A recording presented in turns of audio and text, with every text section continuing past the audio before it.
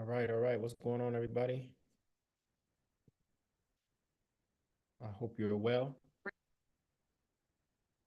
Tonight we are having an unofficial. All right. What's going on, everybody? Let's see. Tonight we're having an unofficial Tulsa Real Estate Fund investors meeting, town hall meeting. This is to gather anyone who is invested in the Tulsa Real Estate Fund and inform them about what's going on, as well as to get this message out to the district attorney and the SEC to act on our behalf as investors. Um, Thank you for coming. Let me start this on Instagram and we're good to go.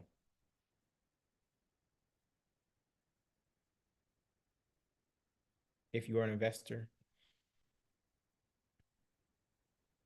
welcome everybody.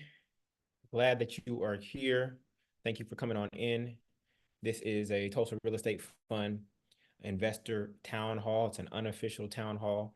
We have had to self-organize in the midst of our fund manager, Jay Morrison, mismanaging the funds and not corresponding with us and making decisions that are out of alignment with the original intention and mission of the fund. The fund is down to about $2 million now after raising $11.7 million about, about 6 years ago. This fund currently owns very few real estate assets, if any, with the Black House recently being sold. And tonight, you're going to hear from myself, but more importantly, you're going to hear from other investors. I am the lead investor. My name is Julian Gordon, and I am the lead investor in the Tulsa Real Estate Fund. I invested $40,000 myself. I'm also a real estate developer, so I understand the space at a very high level. And I was also a former friend of Jay Morrison, and this is part of the reason why I invested in him and the vision. And so here we are 6 years later, and the fund is being liquidated. He will not say that the fund is closing. And the way he's not saying that is by simply keeping the LLC open. But the fund has diminished significantly. And it was very hard to lose money in real estate in the midst of a real estate boom. This fund has gone bust in the midst of real estate's greatest boom, perhaps, in history. And so we have to ask the question, why? And after looking at the SEC filings, which are overdue, about eight months overdue now, which has left investors in the darkness. Many investors not getting invitations to the TREF investor calls. In fact, in the last call, there's only 53 out of 15,000 investors on that call.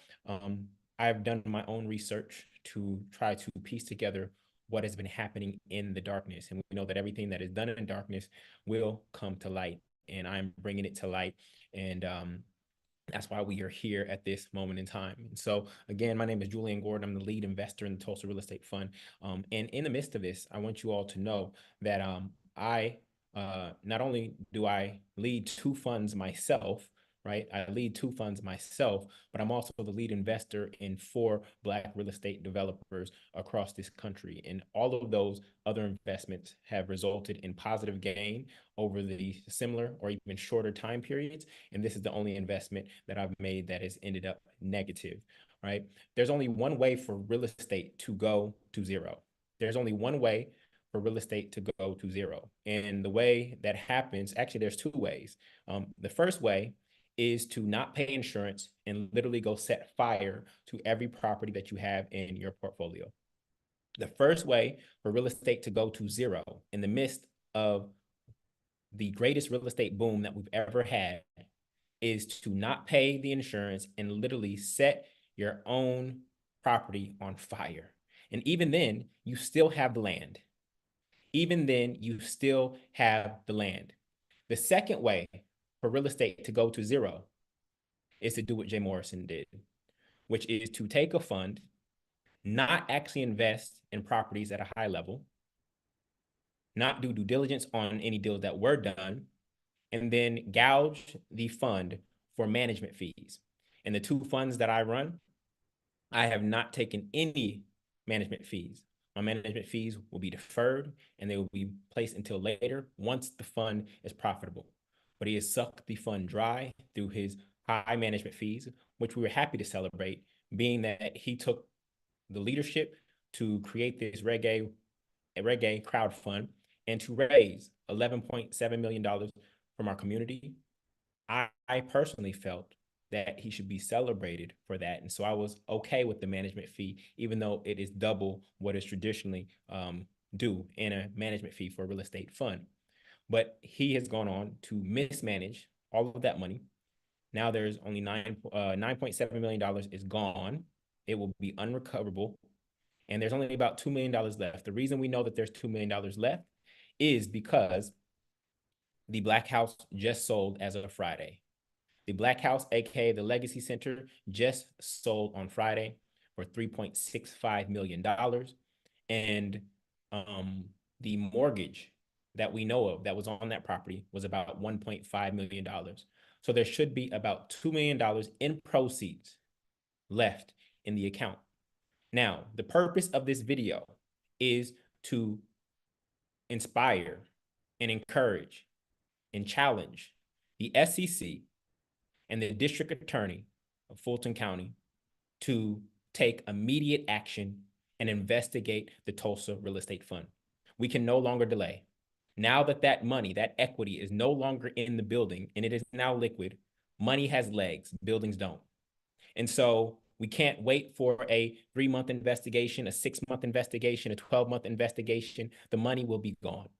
And so we are asking that the DA or the SEC, whichever entity feels like this is their jurisdiction and they're ready to take action, to immediately freeze all the accounts of the Tulsa Real Estate Fund, including all of Jay Morrison's personal accounts, and put liens and hold on any assets that he has, and put that into a conservatorship, which will then be redistributed to investors to return as much of their capital as possible within a certain time frame. Given that there are about $2 million, it should be about $2 million in proceeds left from the sale of the Black House. That's not profit, you all. Okay, that's not profit. It's just money coming out of the walls. He's already sucked away by refinancing, sucked away $1.5 million of the equity. The Black House was originally owned in cash before that loan, initial loan, was taken out. So this is not profit. So please do not think that the Black House was purchased for about, I think, $2 million, and a significant amount of money was put into it, right, to get it to where it is today. All right.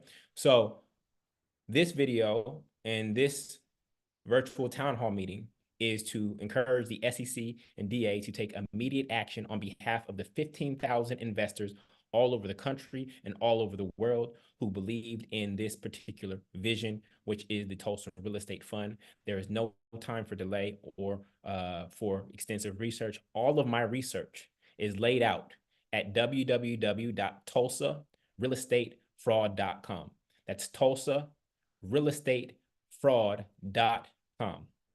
All of my research is laid out. This is a open and closed slam dunk case, especially for those of you who are seeking to be reelected for your positions in the SEC or the DA in this upcoming election. This is an easy case for you to take on.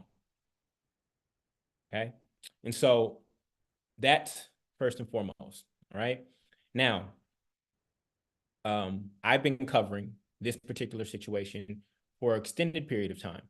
Initially, I gave Mr. Morrison grace because of COVID, which happened at the beginning of the, and I'm going to be bringing on investors to share their stories in just a second. I see you, Anya. I gave Mr. Morrison grace as a fellow real estate developer. I gave Mr. Morrison grace, given that the fund was started around the time of COVID, and the initial business model for the Legacy Center was a co-working space. But after we came out of COVID, I saw no new action being taken. No new action being taken. And I met with Mr. Morrison myself in his office, and I told him directly that your name has mud in these streets, and you have 15,000 people who believe in you despite the fact that your name has mud in these streets. And the way to shut up all the other haters that are out there, all the other people who have been dragging your name, Morrison, through the mud, is to come back, wearing the 45 Jordan jersey and make the fund perform. He did not take any new action and continued to make poor decisions. And it was at that time that I realized that he was simply going to gouge the fund for his using his management fee until the fund ended up at zero. And it would have been done faster if so much equity was not tied into the actual Black House. Then came the refinancing of the Black House at $1.5 million, right? Taking $1.5 million out of the walls. And now with the sale, all that money is now liquid.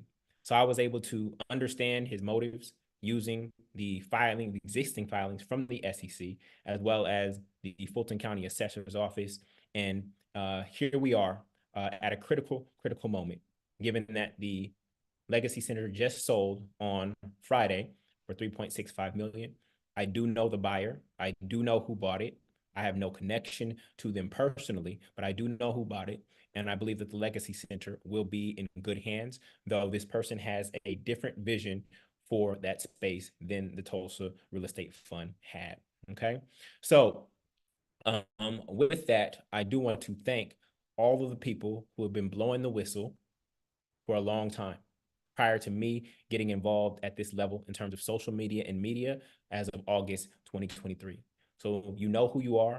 I want to thank everyone who was alerting us in various ways about how the fund was performing.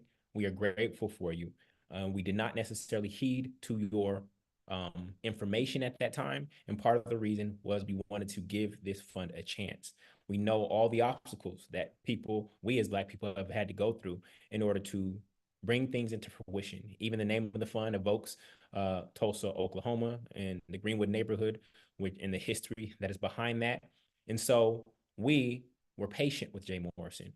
We were patient with our capital, but the writing is now on the wall, and we see clearly that there is no intention to actually expand or grow this fund and get it to profitability. And that this ended up becoming a petty cash account for Jay Morrison, his family, and anybody who has worked with him. Okay. So I'm going to bring up investors in just a second. I'm going to bring up investors in just a second to speak. Again, for the SEC and DEA, this video, for everybody who's here, this video will be sent to the SEC, to the DEA, and to media outlets. We felt it was important, extremely important, for us to now put faces to our countless online complaints.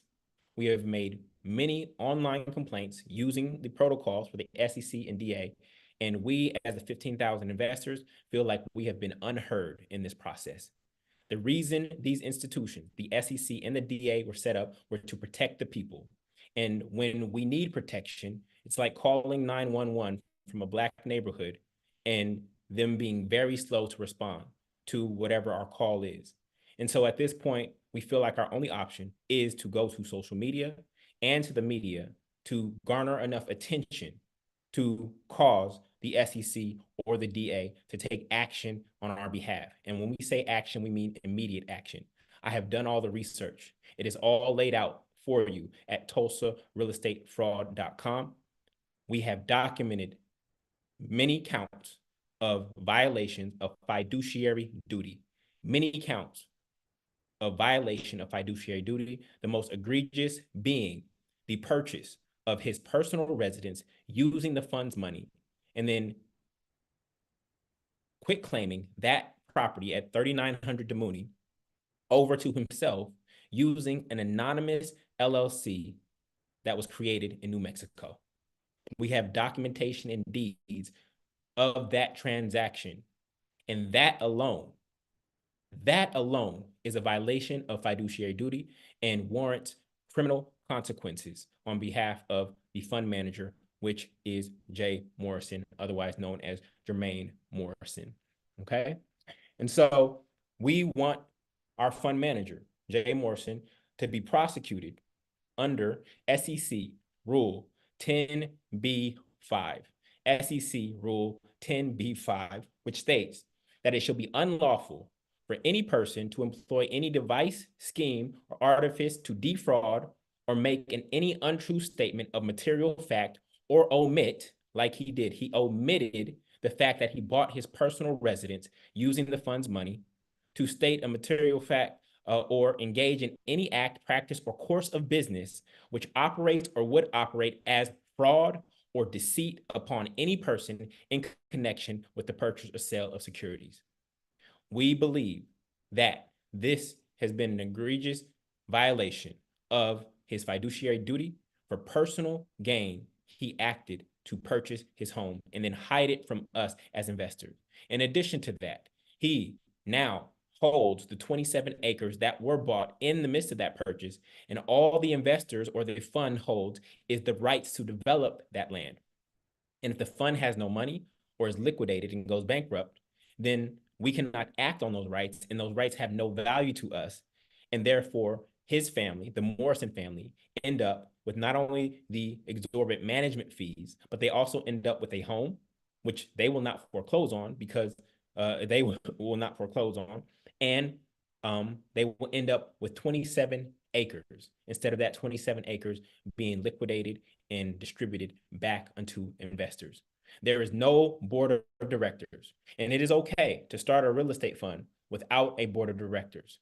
But there is no board of directors, and there is no other avenue for us as investors to hold Mr. Morrison accountable. And while he wrote the operating agreement and the subscription agreement in such a way that gave him totalitarian authority, Hitler-like authority to do whatever he wanted, even still, you cannot violate fiduciary duty, which means putting your investors' interests first.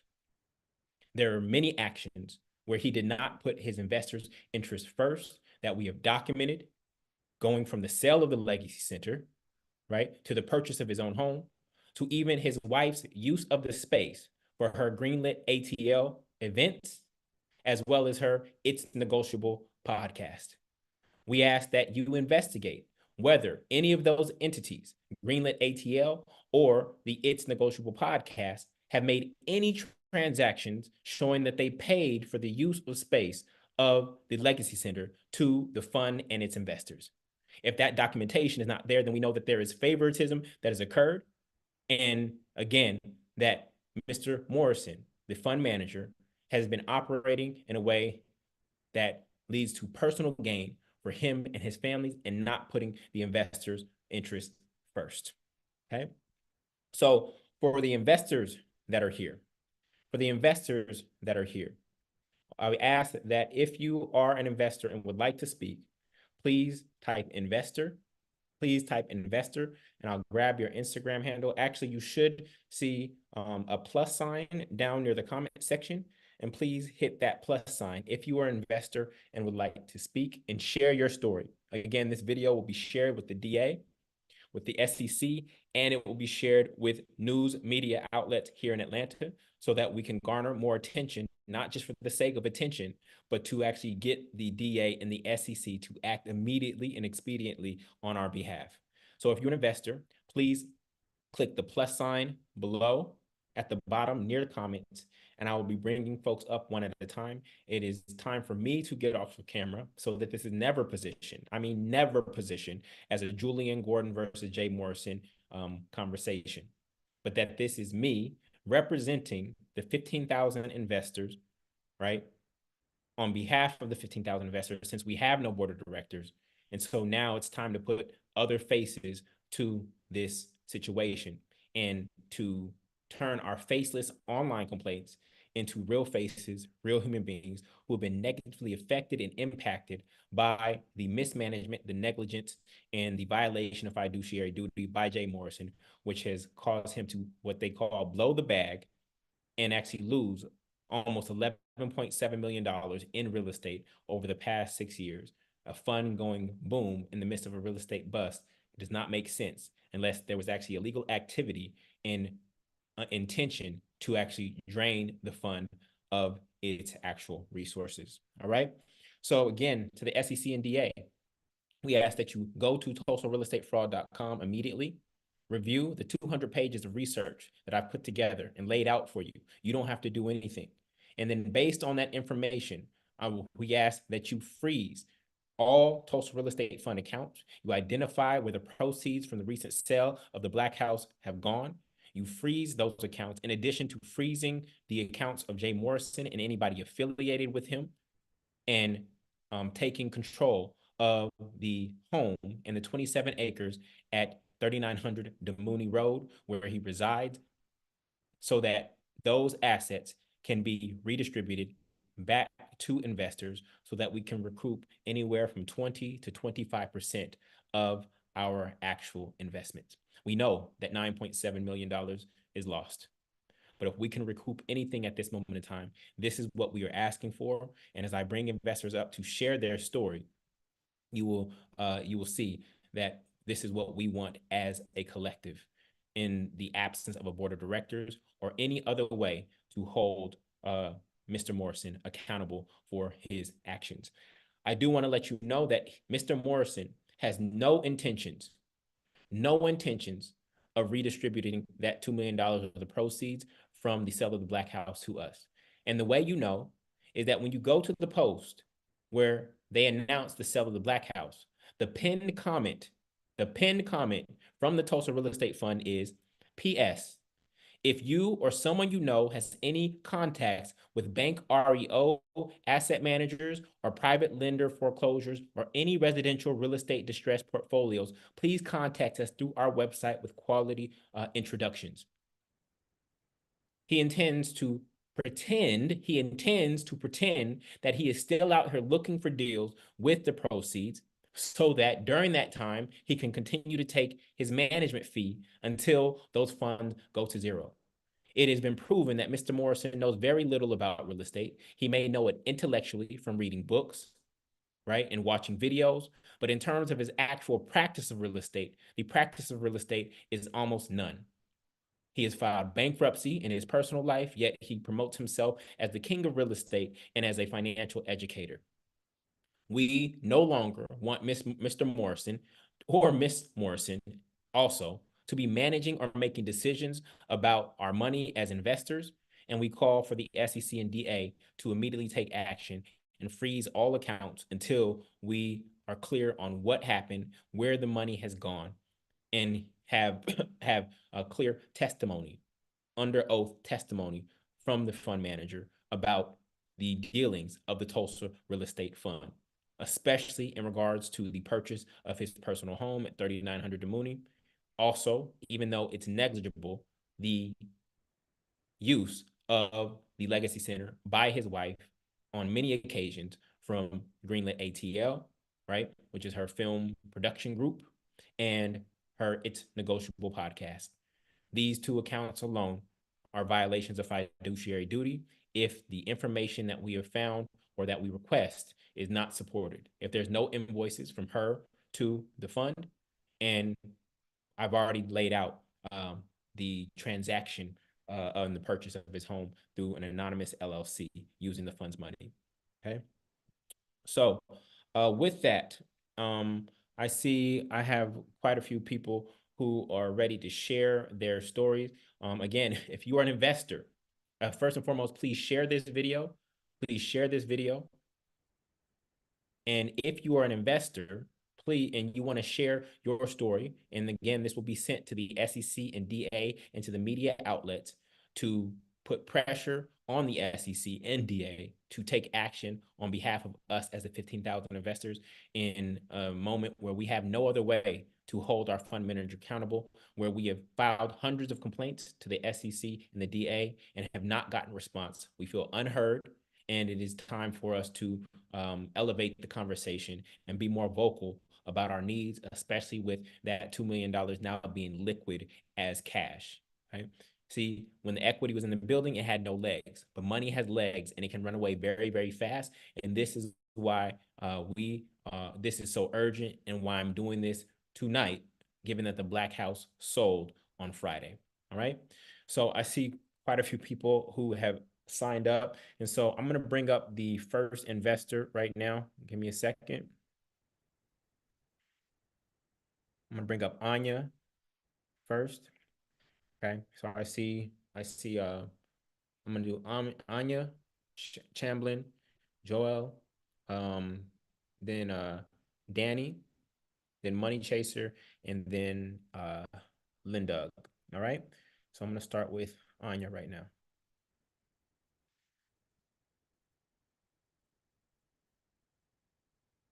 Please share this video. We need it to reach as many people as possible. All 15,000 investors are not aware of the situation that's at hand because the fund has not been in correspondence or transparent with us about what has been happening.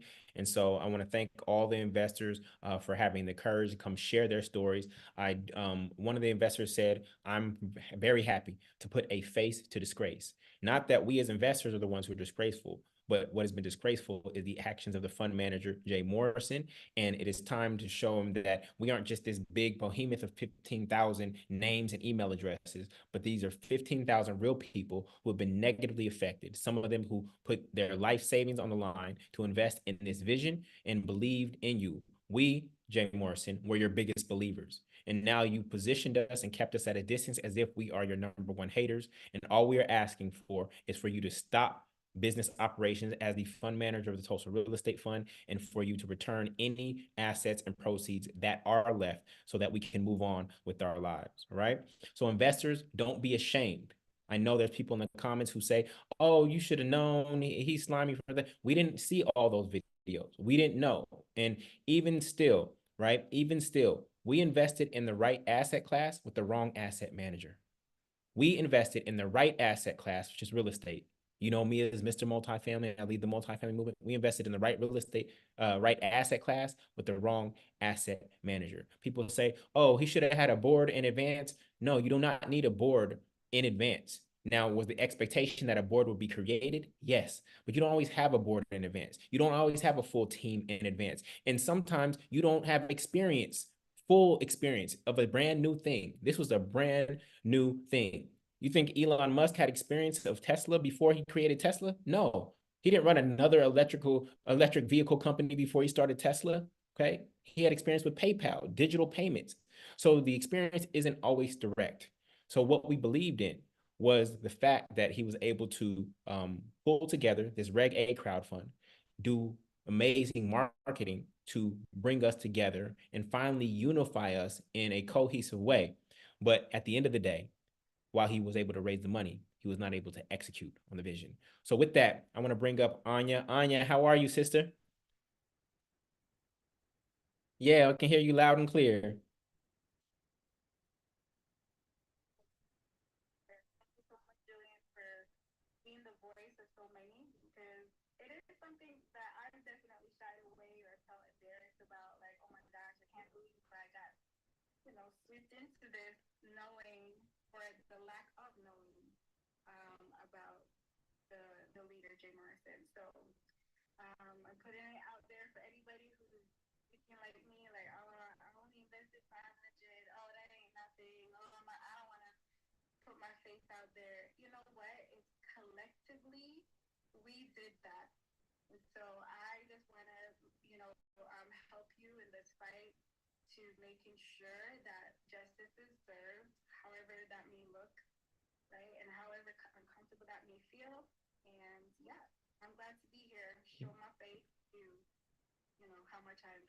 Yes. And so when you invested, what was your expectation of what would be done with the money?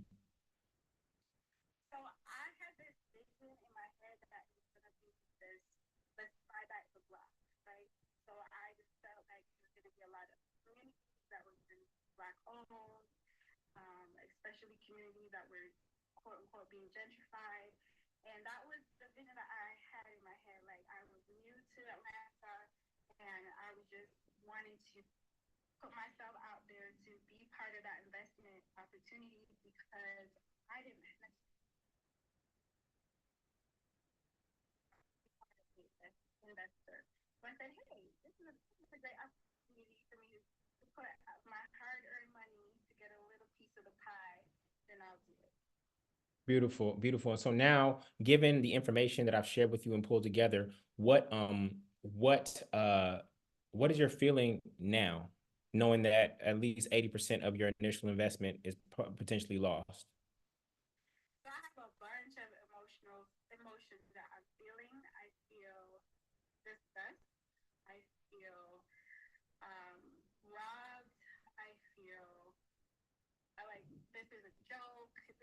dream. Like, I want to wake up from this because this doesn't make any sense to me. You know, I feel like whenever someone, especially in this country of the United States, you come into money in this country, there's just no way you can fumble the ball unless you absolutely don't care. And that's what I feel has happened is that there's just no care in what's considered community. There's no care in management of other people's money. There's no care in integrity. There's no care in trust. And for me, that just speaks volume. Like I'm just like, this is unbelievable. Like this has to be a dream that I would love to wake up from. But I don't understand how someone can deplete, especially when you have so much support behind you. Yeah, Most of the time, understood. And so what do you what do you want to happen for going forward from the authorities? his life is much more media attention to this matter. I'm pretty sure if we were a community of people that had a different shade of skin, there would be more exposure putting in our voice at this point. So for me, I just want anybody who has like a connection out there to really bring this out in a bigger scale because this is a very serious matter that should not be taken lightly. And Now, in terms of the outcome, I definitely want there to be an investigation to have to start and eventually, you know, depending on how long that process may be, for some criminal correction to happen. So I don't want to say that a particular person needs to be embarked behind, you know, the jail cell, but for sure, I definitely think that something needs to be done in order for us to feel a sigh of relief, knowing that majority of investors are probably not going to get much dividends back. If there can be some criminal charges, I think I would say, okay, well, at least there is a responsibility that we can say there's a body of people out there that can say, okay, we can fight on behalf of you as American citizens. we appreciate that. We appreciate that. And I'm in 100% alignment with you. What do you do professionally, Anya?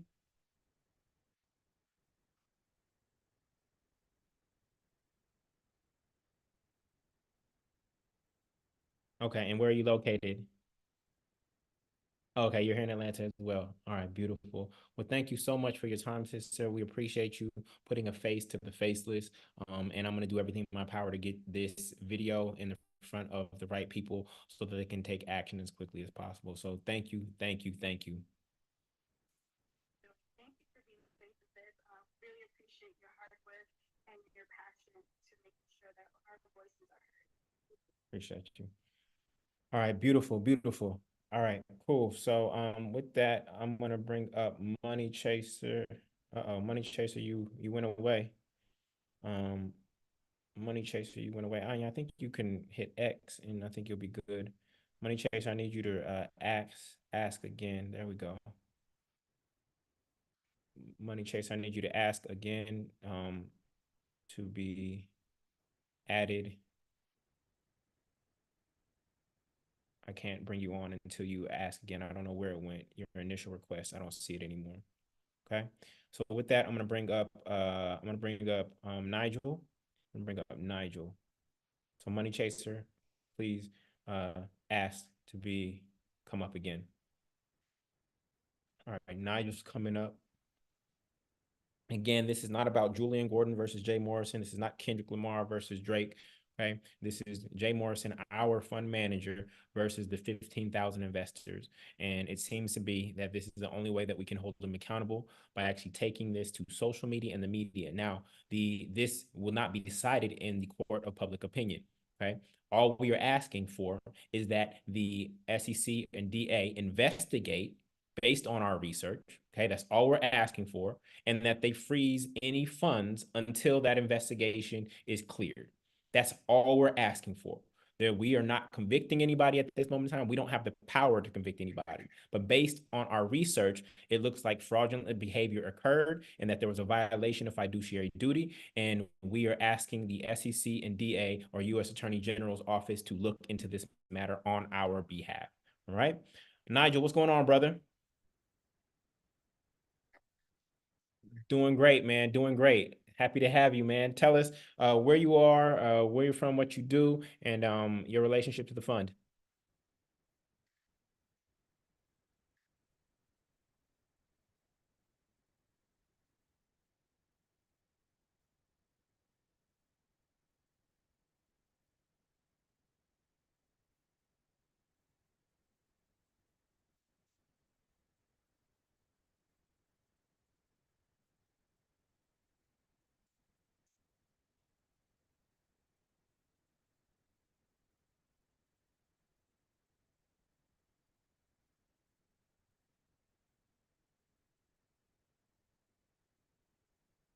Okay.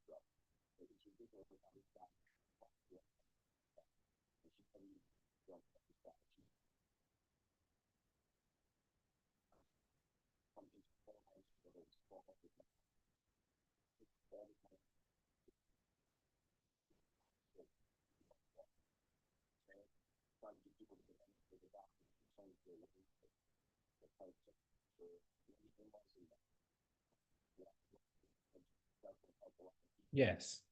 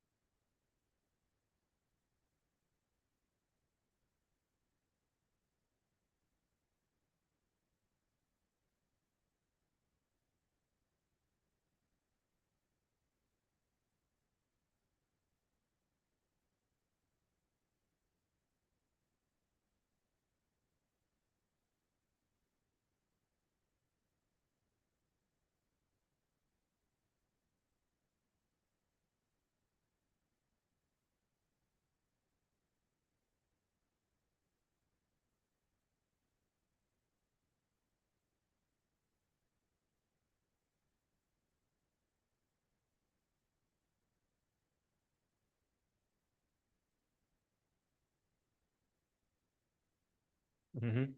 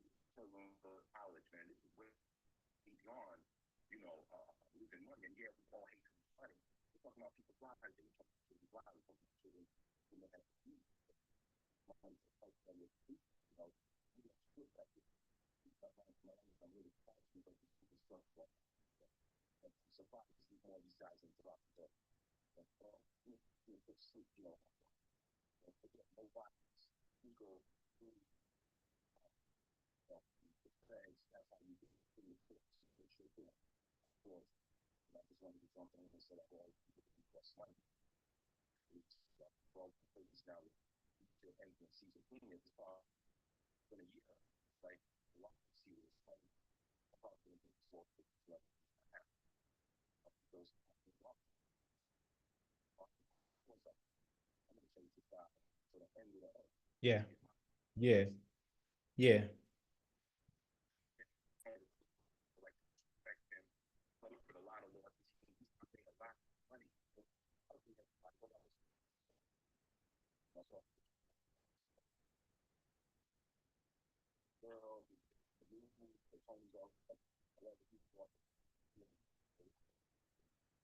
Yeah.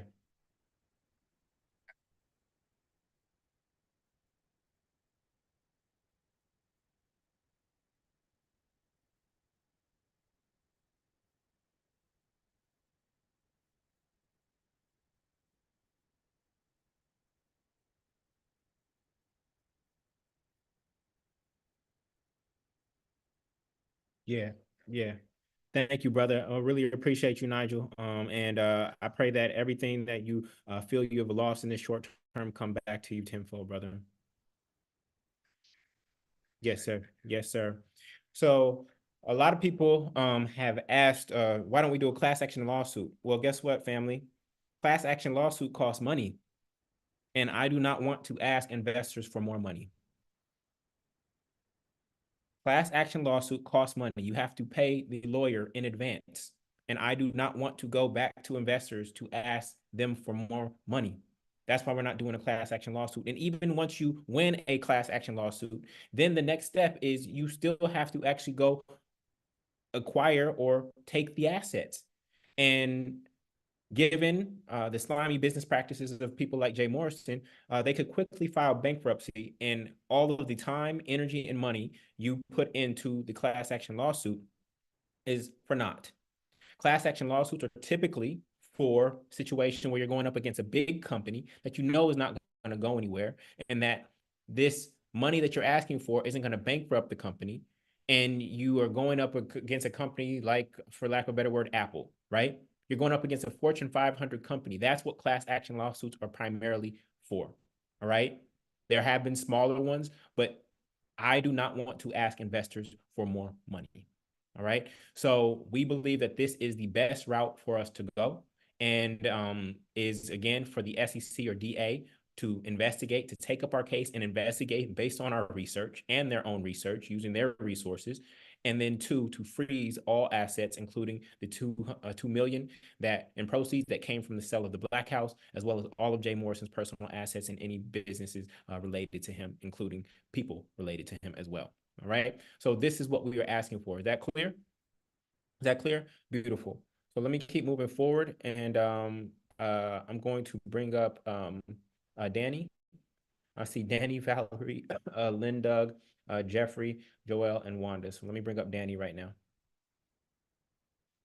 For those of you on YouTube, I invite you to come over to Instagram. Unfortunately, the mic on my phone isn't carrying over to the computer, and the YouTube was just a backup. So I encourage you to come over to Instagram at Julian Gordon. I put the link in chat there for you, and I encourage you to come there. If you are an investor and you are here and you would like to speak, and you're on Instagram right now, please click the plus sign near the comment section below, and that will put you in the queue to come up and speak.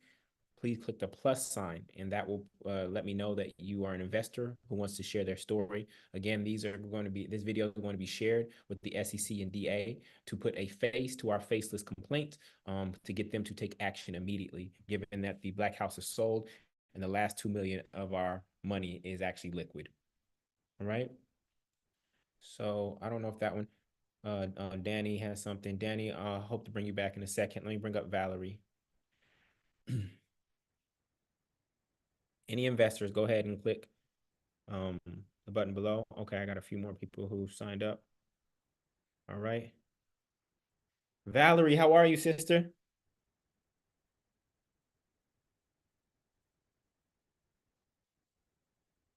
Understood. Understood. Where are you? Yeah. I'm just one of many. Yes. And share Yeah. my feelings and my thoughts and answer any questions that you may have for me. Yes. Call it a tragedy. I can't speak for anyone else, but yeah, it's a tragedy, in my opinion. Yeah. So. And where are you from? What do you do? And how much did you invest? I invested $500, Mm-hmm. and I am, you asked me where I'm from. I am from the Dallas, Texas area is where I live. I am a retired real estate agent and entrepreneur. So I would invest. And not only did I invest, but I also brought in two more of my wonderful friends who also invested. Mm-hmm. So I was a catalyst in bringing in more money in this tragedy, and which also makes me, I feel even more disappointed because I brought other people in. I was, part of, trying to get other people to Yeah. and us coming together as a people for once.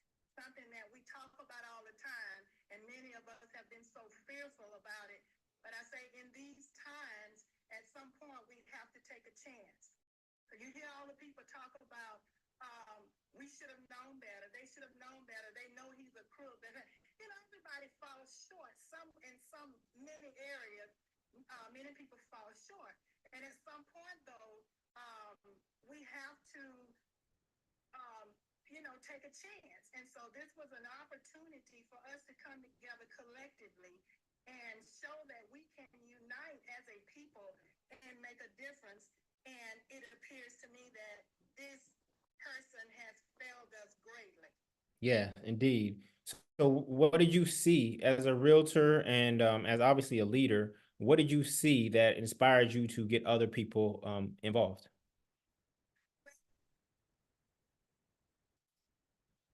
Before, we're living in some very trying times. And at some point, again, I say we have to come together as a team.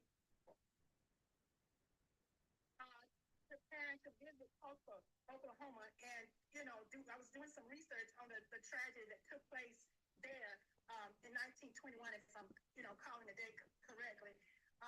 My husband and I were planning to take a trip over, and coincidentally, Jay Morrison was, in the process of doing what he did, and so I started following him and listening to his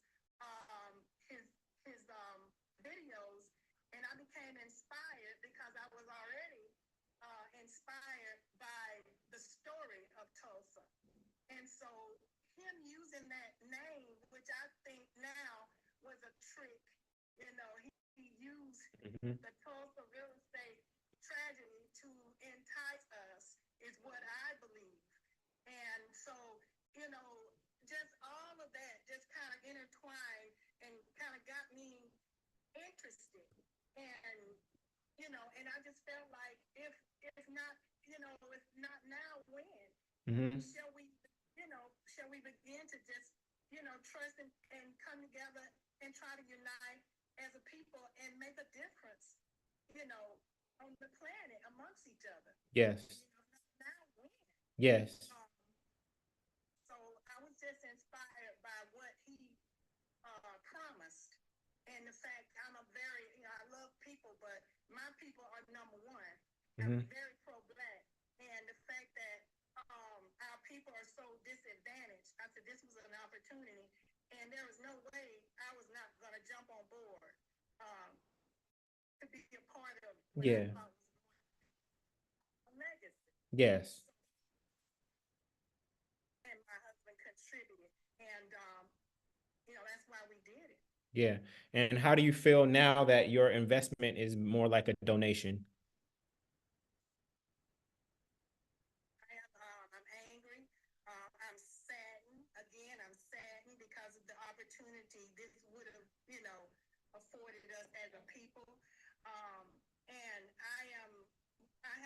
I'm of the mindset of when people do these kinds of things, I believe in justice. I'm a justice seeker. I'm one of those that I would ride it out to the end to assure that there is justice You and me and both. something. That's right. And I'm a rider. I am a rider by heart, and I will stay with it until the end. That's just the kind of tenacity that I possess, and the fact that you know I don't have money to just put in the garbage, and for you to come along and tell us, make all these promises, you know, and sweet talk us into, you know, making these kinds of moves, you know, and then to turn around and do, you know, do what, use the money for something personal, you know, that is unacceptable. There's no way we can be okay with that. Yeah. So I'm here for the long run. You know, I brought in people. I talked to my friends, and you know, I didn't force them, but you know, I was a catalyst in bringing them in to contribute as well. Yes. So that imagine how I feel. Yeah. Made to do what he's done, and to still be out there, still um, talking to people like nothing, like this isn't even taking place. He's out there now talking about preaching, and we all know what a scam that can be. You Yeah. know, Yeah. 100%. you know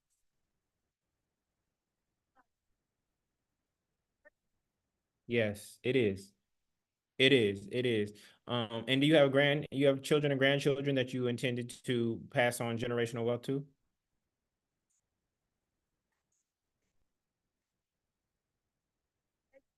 all should be creating for our descendants. So of course, you know, and $500 can grow if you're doing the things that you say you're gonna do.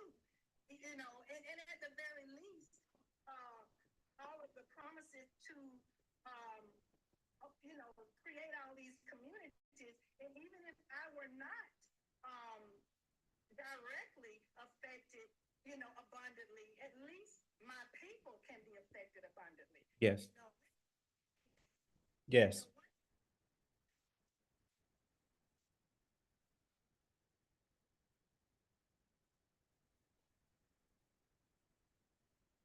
And my youth and mindset is another reason why I was so eager to be a part of this. Yes. Yes.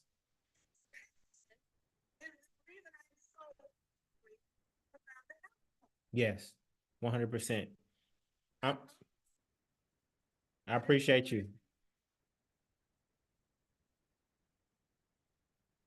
Yeah.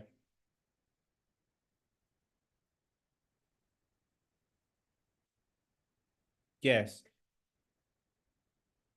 that's we need this to come to a very fair end. Yes. And in any way. I Thank you. appreciate you. And last question, at what point, because there's a lot of the 15,000 investors who still are unaware. Why? Because the Tulsa Real Estate Fund hasn't been communicating with us. It hasn't been transparent. Only 53 people out of 15,000 were on the last investor call. I have not been getting invites to that call whatsoever. And so at what point, what piece of information did I share that made you say, oh, this has gone south? When did it turn for you? Because your belief is so strong. When did it actually register for you that I've been frauded?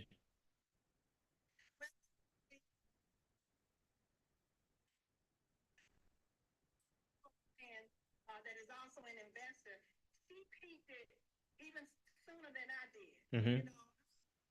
At this stage in my life, with the highly desire to for unity with our people, I kind of, it's hard for me to just toss us out the window.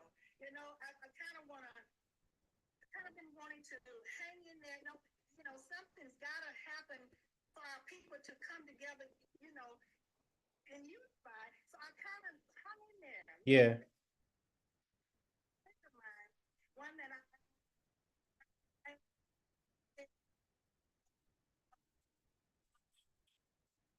like I said, I was uncritiqued. The closer was her catalyst. Okay. Through Jay Morrison. Understood. And then she did send me one of you, and I slowed down. I had to kind of put things to a halt to really focus and try to really see what she was trying to tell me. And I finally, it clicked, I guess about, I don't know, maybe about 6 or 7 months ago is when I really said, come to my senses and say, wait a minute, wait a minute. Mm-hmm. And then seeing Jay Morrison out there still balling and having a good time and hearing about, he buying this house and all the things that he's still doing as if there's no remorse, no concern, and now he's talking about preaching. Yeah. All about. Yes. And I don't see anything great. yeah. Indeed, indeed. Thank you so much for sharing your story. We appreciate you. I'm going to see this through, just like you said. I'm not letting my foot up off his neck until the DA or SEC investigate. Now, if they investigate and they find that he did not violate fiduciary duty, so be it. But all I'm asking for on behalf of the 15,000 investors is that they go look into this on our behalf using our research and their own resources. And if so, then freeze all funds and redistribute as much as possible back to investors. So thank you so much. And I will call on you if I need any additional support. Indeed. Appreciate you, sister. So family, really quickly, I have some other investors that are pinged and said they want to share. I want to say this. I have forgiven Jay Morrison in the spiritual realm. I have forgiven Jay Morrison in the spiritual realm, but there are still earthly consequences based on man-made law that he must face if he violated fiduciary duty. I hold no hate in my heart towards this man whatsoever. I'm not allowing I'm not allowing hate to poison my heart. I am love my life. I exemplify black boy joy despite challenging situations like this. I keep a smile on my face. And so, for those of you who have been burned, um, I call it financial forgiveness. And we've been all been burned, not just by Jay Morrison. We've been burned in other ways. College is a scam in many ways. You know what I'm saying? There's many different ways that we've been burned. Almost everybody's been burned financially in some way. And rather than thinking about what you lost in the past, I want you to take that energy and I want you to convert it and I want you to channel it towards growing something in the future. I think you'll find that you bear more fruit focusing on what you can bear in the future than on the past, right? So I have the financial freedom and the capacity, thanks to real estate and actually doing real estate, to actually take this on, right, for the 15,000 investors. Not everybody can engage. There's a lot of people who are just working class, who are literally living paycheck to paycheck and put in $500 into this fund. And I'm taking the extra energy that I have, the freedom that I have to put towards moving this forward to get justice on all of our behalves. And so I want you to release in the spiritual realm, but we're going to hold his feet to the fire in the earthly realm based on man-made law, based on the SEC and the United States government. All right. Thank you so much, Val. You're welcome, brother. Yes, yes. Cool. So next up, wow. And more investors. Thank you all for being here. Who did I say was up next? I'm gonna bring up Joel next. I'm gonna bring up Joel next. Um, All right, Val, you can press X on yours, I believe, and I think you should be good. Thank you.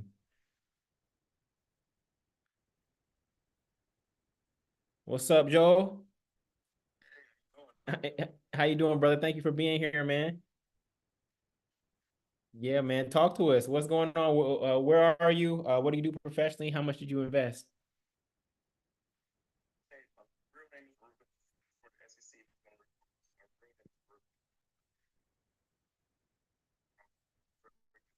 Huh.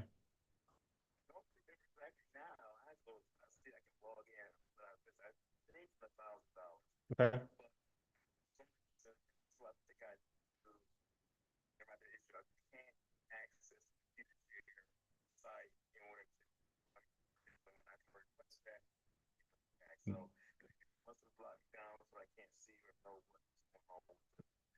Yes, sir.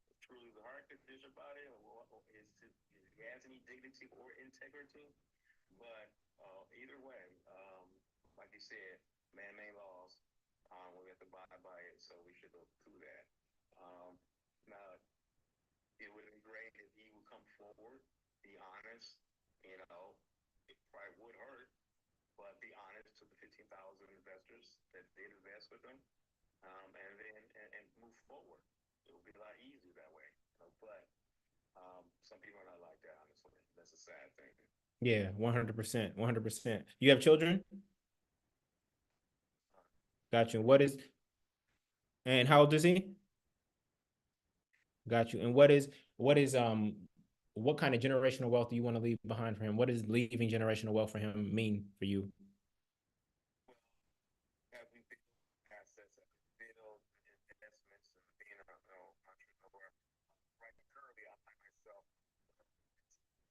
Okay.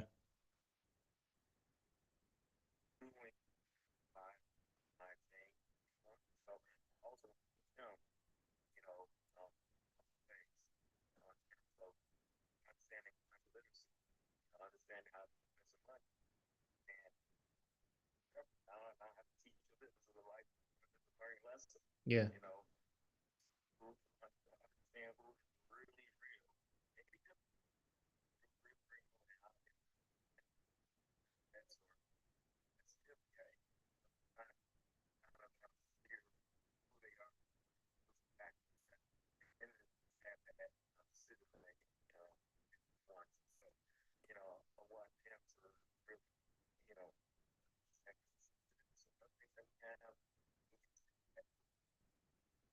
Thank you, brother. Well, we appreciate you, man. Thank you for sharing your story and putting a face to the faceless complaints that we've been making to the DA and SEC.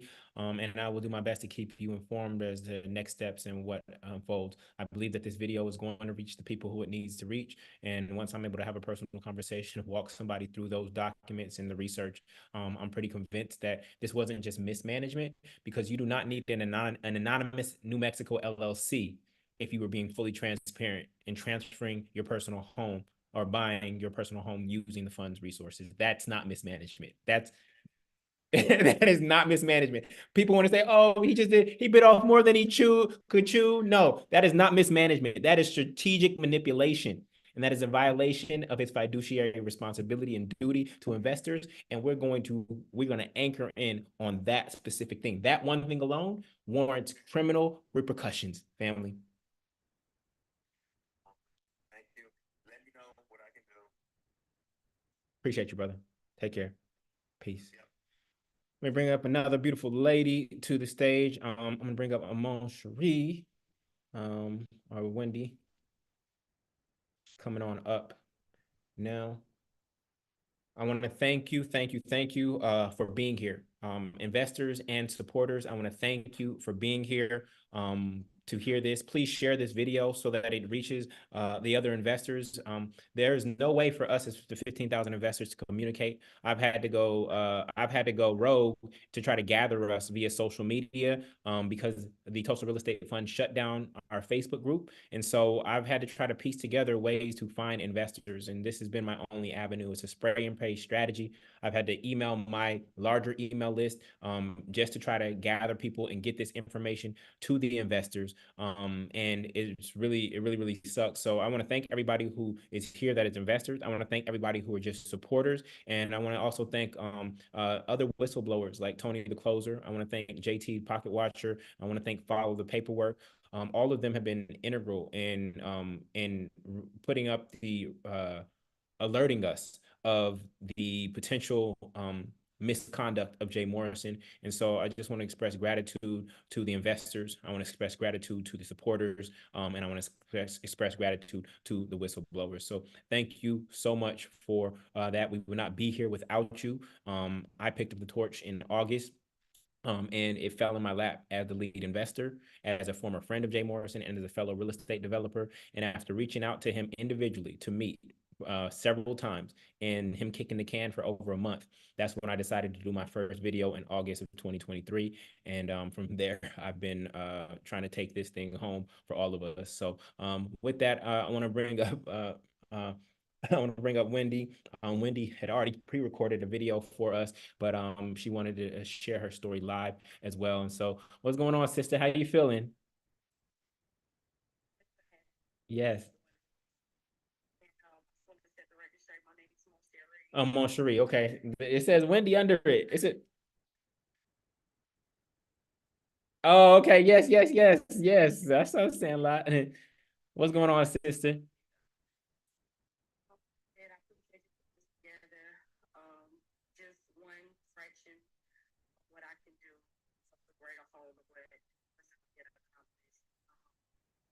So, like I said, my name is Cherie.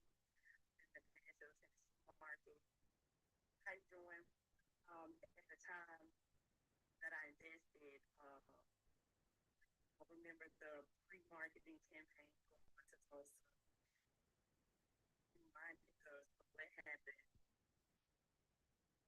But uh, and then all my life, I was raised kind of pro-black, and so when you hear someone sort of tell the stories that are not normally told in the school books, right? Mhm. During Black History Month, you have an affinity for those type of voices. You appreciate those, and so I guess that's what initially drew me to sort of the Tulsa Real Estate Fund.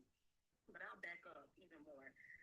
I'm younger at the time, fresh out of undergrad, trying to figure out how do I buy a house with student loans, right? He caught me in that stage of my life, and so I attended the corner classes that he was having. I bought books, I bought products because I was truly trying to understand real estate, and not going through the traditional route of a classroom, right? So I'm in YouTube University. Long story short, that's what gravitated me towards him, was trying to understand real estate. Then when we got to the Tulsa real estate fund piece, it's like, yes, this makes sense. Now we have a fund, right? Why didn't we think of this sooner? Those were my initial thoughts. And so I invested $500. Again, at the time, I had no fundamental understanding of real estate. I just knew it felt right. You know, this was my way of getting in real estate without the traditional, Mm-hmm. the house route. So that's what made me invest. Fast forward, I guess the red flags, I will have to give Tony the closer his props again. He did raise the red flags first. But in my mind, I simply said, hey, the money is already in the fund. My hope is that he is grown and he does perform, right? Again, I'm not well versed at the time. I wasn't well versed on real estate and I wasn't well versed on stock, right? So two vulnerabilities. Mm-hmm. Money under the auspice that a fund manager will manage it, Mm-hmm. right? So I'm not going to micromanage the fund manager. Mm-hmm. So as much as Tony the closer was correct, you got to understand, from someone who invested, we're trying to give him the benefit of the doubt. So that's just that piece, Tony. It had nothing to do with your integrity. It had everything to do with, hey, we've already put this money in, and let's let him do what he was hired to do. Yes. Heard rumors about the house being purchased, seeing the glamorous wedding that they had. Still, I didn't think twice about it, because when you put your money in, you let that person do what they're supposed to do. Yeah. You know. So that's that piece. And so here we are, present day. The reason why I'm on this particular call and willing to speak out is because at the time I had never owned property. I did not understand real estate. I did not understand the stock market. And so that is a nasty recipe for this to continue to happen again to people just like me. And now fast forward present day, I am a real estate investor. I do have multiple properties, right? Mm-hmm. I am a licensed realtor in Nashville. Shameless plug if you need me. Okay. But no, now I understand fiduciary responsibility. Mm-hmm. And so in hindsight, that's why I'm here. That's why I'm here. I don't mind losing. I don't mind losing money, Mm-hmm. but I hate being cheated. And when you do it under the auspice of being pro-black, now I'm extra pissed, Mm-hmm. because I know what others do. They've been doing it since we came here in shackles and chains. I'm not surprised. But when you do it, that's a whole nother bargain. Yeah. And so that's what brought me here today. And I encourage others to not sit here and take it lying down, because you're going to give rise to more scammers. You're going to give more rise to Jay Morrison. You're going to give more rises to Ernestine, because she's the first lady of the scammer. Seriously, I've seen her with my own two eyes, how she moves. The actress skills definitely activate. And then I even did business because I was trying to launch a business and I was looking for business funding. I even did business with him on the funding side. The Will Davenport, I believe is his name. Not legit as well. They almost took my money. I had to say, hey, I'm an investor. I'm this, that, and the other, for them to even give me my money back. When they lied and said that you give so much money, we'll give you a plan for funding, when all it was all they did was analyze your credit for $500. It was no funding. Again, playing off words and playing off vulnerability. Mm-hmm. Is what the entire business model has been in hindsight. Yeah. 100%. 100%. Yeah. It's good marketing. But you were held to the fire against your marketing and to your word. And they did not deliver on what they promised. Very little real estate was actually invested in terms of this particular fund, when it was positioned as the Tulsa Real Estate Fund, not the Tulsa Real Estate Financing Fund, the Tulsa Real Estate Fund. And $11.7 million should have been leveraged into at least a $40 million real estate portfolio at this point in time. And with the rising appreciation of real estate all across the country during that period, we should be up right now. We should be up right now. Yeah, yeah. And I brought Jay Morrison a deal from Chris Senegal in Houston, and he passed on it. And so I ended up funding it myself. I brought the deal because I wanted the people to win. He passed on it, and I ended up funding it myself, and I made a profit off of that particular deal. And so it was that I realized that he didn't really have intention to actually invest the money, and it was really just to suck out management fees, and make it look like he was doing business when he actually wasn't. The Black House was probably not the best purchase that he could have made, but it was an ego play. It was an ego play. And So here we are. Fortunately, it sold at the price that it did, because commercial real estate is down now. But here we are, and we would like to reclaim the $2 million in proceeds, as well as any equity that is in these personal residents, and we would like to retain the 27 acres immediately. So, Cherie, thank you so much, sister, for sharing your story. We are proud of you starting out so young in the game, having multiple properties, having your license now. And I'm excited for where things are going to go for you. And I'm gonna keep I'm gonna keep my foot on his neck. Yeah. Thank you, sister. Peace. All right, all right. Let me bring up Linda now. Lindy, thank you all for being here. Did that work? Lindy, accept. Thank you all for being here. Again, I'm going to take this video and I'm going to share it with the DA and the SEC and news outlets here in Atlanta, to try to spark action and get our case taken up. It was time to put a face to our faceless complaints. And so you sharing your stories is really, really powerful. I'm moved and touched, and I'm moved to continue to do this work until we get to a result. All right. What's going on, Lynn? How are you, sister? Doing well under the circumstances. So I want to first start off by thanking you for pioneering the initiative to shed light on the situation. And my name is Linda, and I am from New York City. I am a union carpenter, Mm. gardener, and new business owner. Yes, yes. I initially, when I invested, uh, I had invested twice during both capital raises, which Mhm. totaled to an investment of $4,000. Mhm. And at the time, I was a new mom, so a new first-time mom, and I was uh, wanting to build intergenerational uh, wealth that I can pass down. And also, my goal was and still is to practice collective economics. Mhm. Um, After having learned and studied about all of the atrocities against our people, such as predatory lending and redlining, it really motivated me and inspired me to learn about home ownership, which is how I initially started out interacting through the Jay Morrison Academy to learn and understand how to acquire real estate. And that expanded into me also volunteering for the corner classes, as well as purchasing credit repair with Will Roundtree and all of the other services that they offered, actually. So Mhm.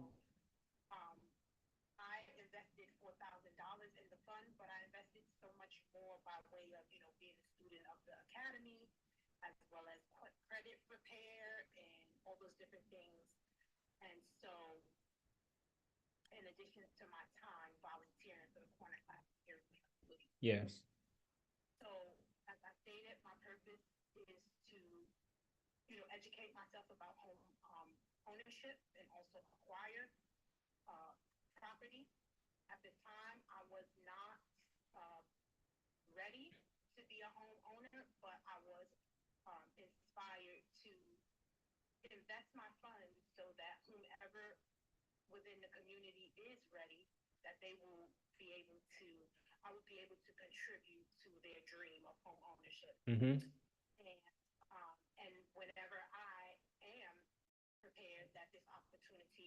be available for me to, get funds from the Coastal Real Estate Fund and invest and finally be able to own my own home.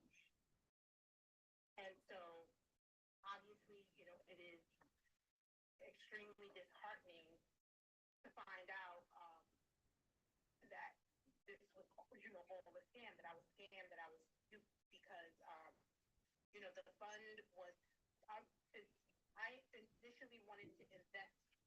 The initial call to action was to invest $10,000. And at the time, I did want to invest that amount, but obviously, I didn't want to invest everything that I had. So Mm-hmm. make the initial investment of I think like $2,000, and then when he started the second capital raise, I invested another $2,000. Um, but ultimately, it's completely disheartening to realize that our own people are playing on our emotions and our desire to unify and our desire to take back our ownership as a way to line their pockets and their friends and family's pockets. And this fund was touted as a way for melanated people to acquire home ownership. And so I found out about the mismanagement of funds by about 2 years ago by way of social media. And as you stated, I too wanted to give him grace and obviously allow the opportunity for the fund to become profitable. But I definitely did notice that he was not investing in anybody submitting applications. Correct. Correct. But as the previous woman stated before me, the money was already invested, and I did make several attempts to reach out, but to no avail, of course. And I had never received any links to any meetings. I only ever went to one meeting, and that was by way of somebody forwarding the link in your Facebook group, and that was recently. Mm-hmm. And they really dogged me and dragged me in that meeting. Who's they? Who's they? During that meeting, and like whomever was in the comment section saying like, I was stupid for investing, money that I, wasn't prepared to lose, or I was stupid for investing money, even though my personal living situation wasn't up to my, standards. Mm-hmm. But ultimately, still, as though I was stupid, I was inspired Yes. to practice group economics so that any one of my people can have an opportunity, even though, my current living situation isn't what I want it to be. But if I could, help to afford someone their dream by way of a small investment, then that's a plus. Even still to this day, that has inspired me. Because by no means did this scammer, Jay Morrison, stop me from continuing to practice group economics with my people. Yes. And so what really motivated me to, direct, to, really take a stand is by way of a sister named Gia. She told me to reach out to you because obviously, all of the information was out. And so that's what led me here. And usually I don't be on social media, but the it's important that my voice be heard for the greater good of the collective. And I would like for Jay Morrison and his family, his friends who all benefited from siphoning off our investments as Mhm. a personal fund to fund their lifestyle. I would like them to all be prosecuted to the fullest extent of the law. I would like all properties and funds to be frozen and seized so that the investors may get some percentage of their investment back. Yes. Yes. Sister, that was a very, very powerful testimony. We appreciate you. What I'm inspired by is that you have not let this one particular situation stop you from believing in our people. Once the heart closes, and once the heart closes, not only can love not go out, but it also can't come in. And so for you to still believe, despite taking, a $4,000 loss in this particular situation, and maybe not all is lost. Maybe we can get 20% back if the SEC and DA act immediately. That's really encouraging. And now we all know to do better due diligence. When somebody is doing something new, there won't always be a track record because it's brand new. But we will have extra layers of thought and questions before we make an investment, and that only is going to make us all better investors. And so I want to thank you for sharing that with the people, and I'm just I'm inspired by your story. They say scared money don't make money. Yes, yes. Say that I'm an avid investor and um, I intend to continue to invest in our people and hold the highest regard and the highest thoughts for our people. And I know that we will succeed. Yes, yes. Appreciate you, sister. Appreciate you. So listen, family. I have some more investors lined up. What I want you to know is the hardest lesson I've learned about righteousness over this time period of seeking to hold Jay Morrison accountable is that righteousness is a lot of us are righteous, and we think of righteousness as us doing good unto other people. We think of righteousness as us doing good unto other people. We want to know the hard part of righteousness. The hard part of righteousness that most people aren't willing to do. The hard part of righteousness is stopping bad people from doing bad things to good people. That's actually the next level of righteousness, is stopping bad people from doing bad things to good people. It's easy for us naturally. Many of us here, we naturally just want to do good unto others. But when it comes time to hold other people accountable, it's been very, very quiet out in these streets.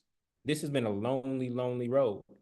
This has been a lonely, lonely road. People who you thought were friends, people who you thought were leaders, stay quiet, stay silent. And we know who you are. We've called on you. We've expected you to show up and advocate. But you only advocate when the sun is out. When it's dark, you don't advocate. You don't stand up for your people when it's dark, only when it's sunny. And so this is the next level of righteousness. And if we're going to turn this world around, it's going to require true leaders to stand up and speak truth to power, and call out negativity, call out scamming, call out theft, call things out, even if that person was close to you yesterday. If they do something that does not align with your moral code, we're going to just say that's my friend and say that's wrong. And I can still love you as a friend, but we got to do something about that action because that is not okay. All right. So with that, I want to bring up, let me see if Danny is ready. See if Danny is ready. I know who the true leaders in our community are and who's not. And sometimes when you have too many loyalties, you have loyalties to men and not God.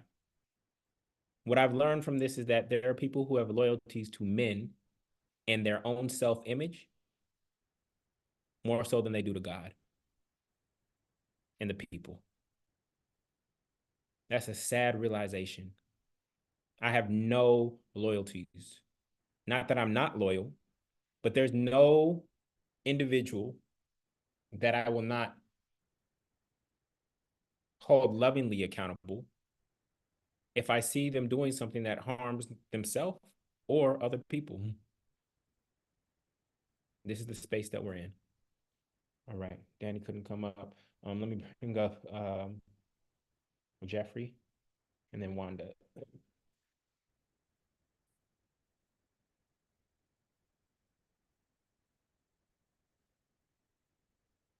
What's going on, Jeff?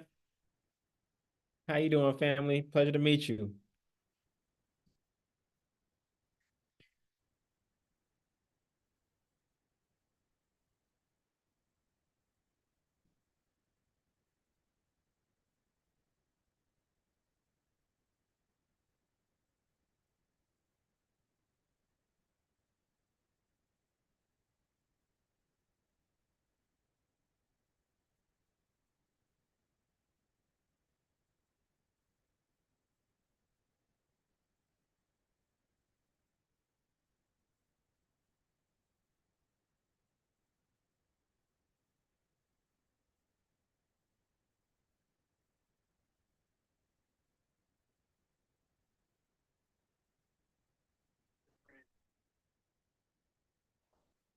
Look at all the different videos on launch.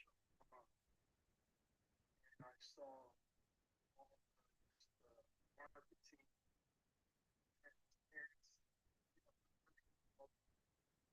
And then once the fund closed, we saw like there was just no talk about it. Mm-hmm.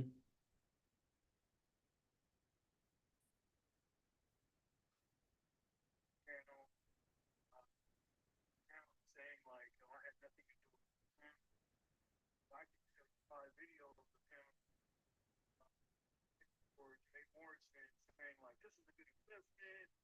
You know, the SEC and the FBI already, and like, now like he had something to lose. Now it's like, it's not my problem.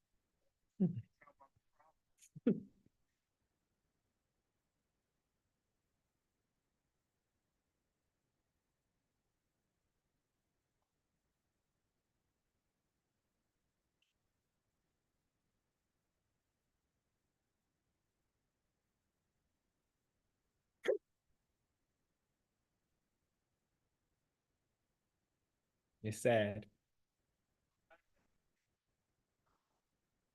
So really sad in my heart for some of the people in our community. Really, not one of them that that going back and all the not even all of them, but most replays. I would have even most of the replays, so this doesn't work. I didn't watch your kids on Mm-hmm. Mm-hmm. I understand. like this out. You know, got his some composer into his house and protested. Uh, he was living in a nice home, you know.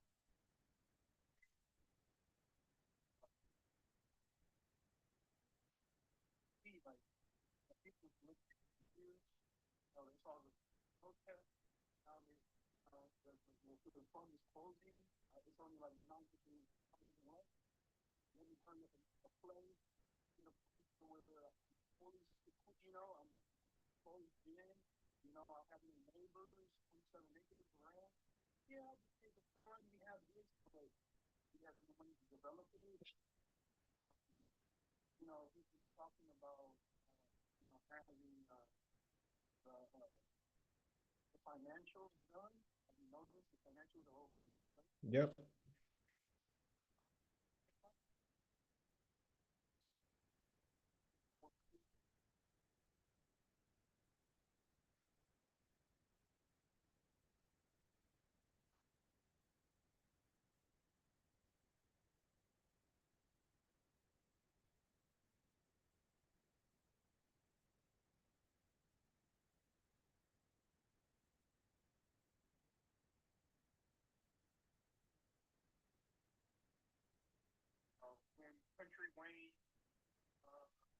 Skits.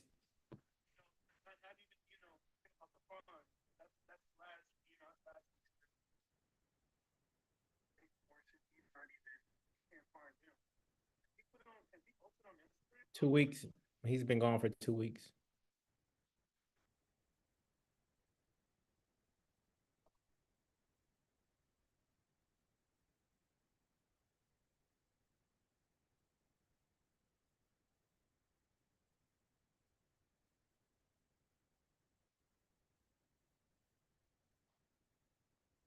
That's that seminar. I asked him a question. I was like, "Jay, how do you have so much transparency in a business and you have 15,000 investors and all that?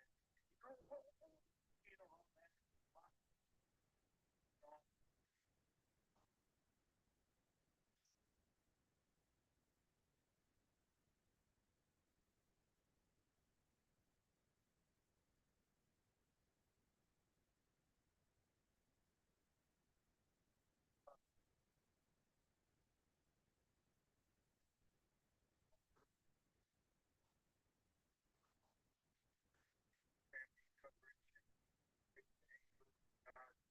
that's what your family gives, the resources, the motivation, and most really that's the man does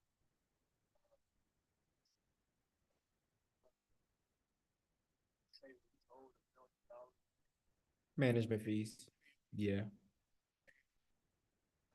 Running off with the rest, and people try to start something up. Trying to see what's going on. It's sad that all the brands are like on I know a lot of people that invest never invest in will never invest possible years ago. Believe it, and I'm greater than people who are healed because there was it's really not about the trust. Yeah. About the trust. Like God really my opportunity to and this is the bad part. He would have invested, he would have looked up, he would have been like like that all that he would have like this that's people want the way they're doing in Louisiana part. $40 million Yeah. pays out the investors. I mean, the next round would have been like, Would have been bigger.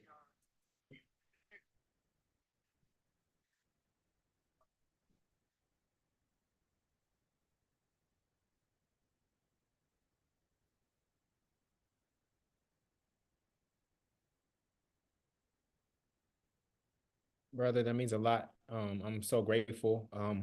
There's so much, there's so many other things I could be doing with my time.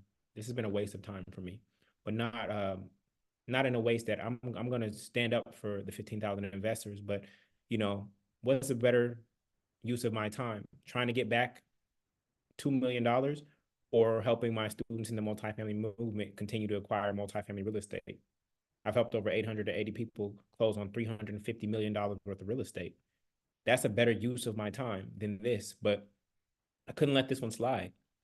My spirit wouldn't let me go to sleep and let this one slide. The $40,000, that of all my real estate investments, that's the lowest amount that I've invested. And do I wish I had that money back? Yes, but it's in the past to me. I'm focused on forward. But this money, whether it was your 1,000, whether it was Linda's 4,000, that was significant for a lot of people. Even the 500 was significant for a lot of people. And so, yeah, I'm not just gonna let this slide. He wasn't on my watch. He was not gonna be able to just duck off in the wind for 2 years and then come back and rebrand himself.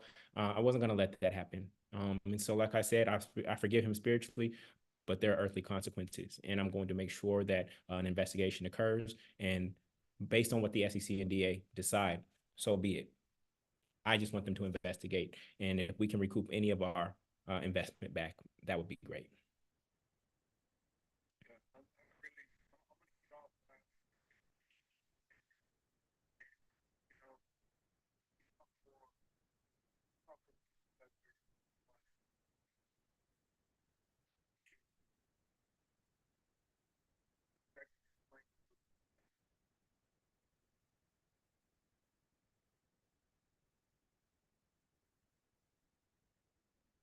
Yeah.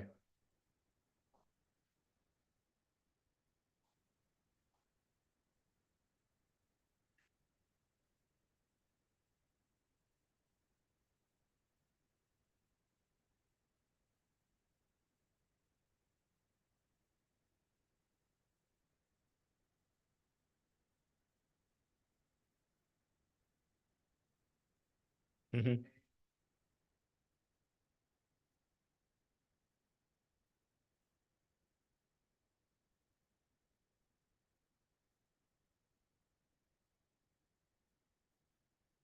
Yeah. Yeah. 100%. Yes, sir.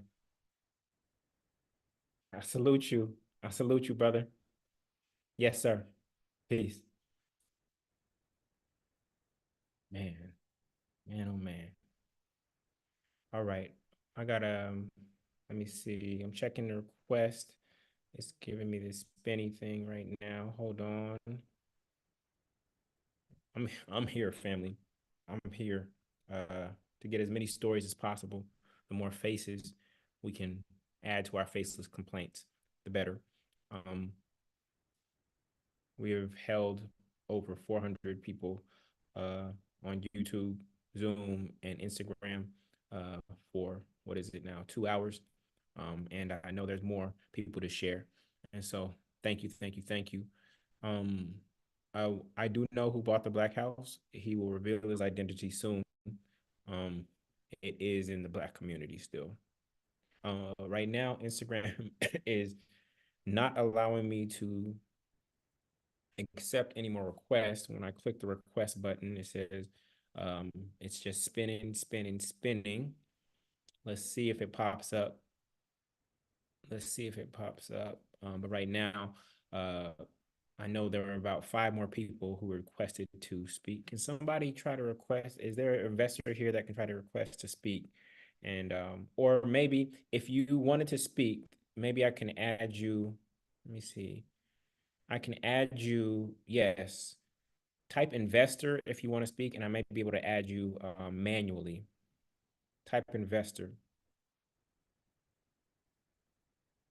Zakia.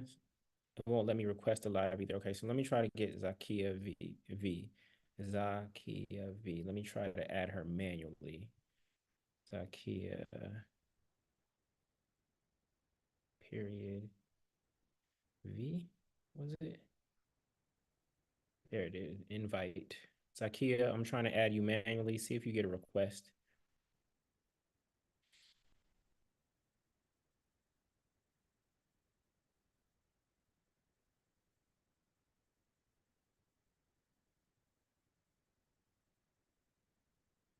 Zakia, hopefully it came through. Did you get a request?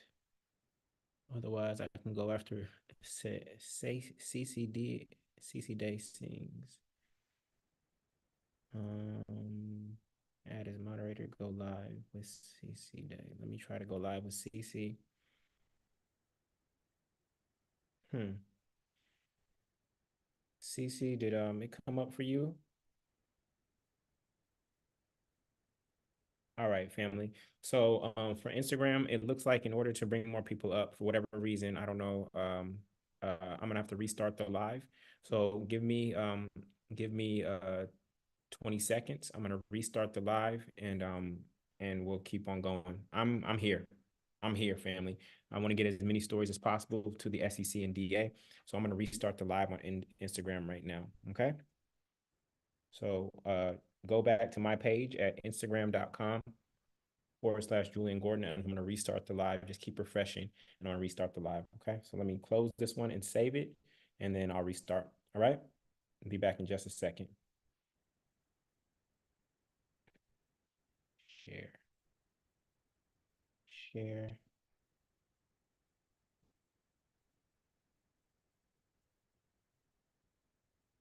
Share. All right. I'm going to go back live again. Thank you for my Zoomers and YouTubers. Thank you for being here.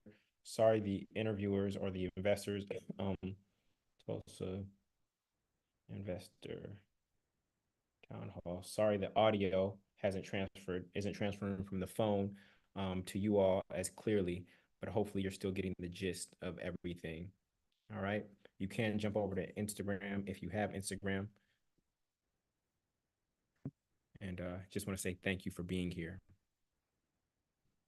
The link for the evidence for all my YouTubers, the link for the evidence is at tulsarealestatefraud.com. tulsarealestatefraud.com. tulsarealestatefraud.com. It's over 200 pages of evidence that I've gathered for our case.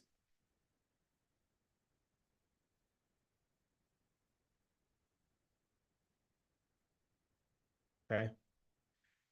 So let me see. CC and Zakia. CC and Zakia. All right, let me bring in Andre right now since he's here. Andre, you should see something pop up. CC and Zakia, if you're back, please request to join at the bottom, and we'll go again.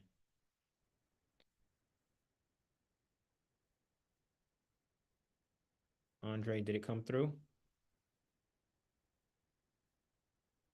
If you are an investor, click the plus sign near the comment section, and if you would like to speak. If you're an investor, click the plus sign near the comment section to sign up to speak. All right, I'm gonna do Andre didn't come through, so I'm gonna do Darren.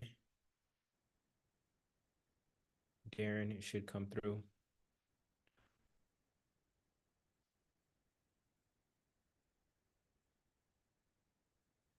What's going on, brother?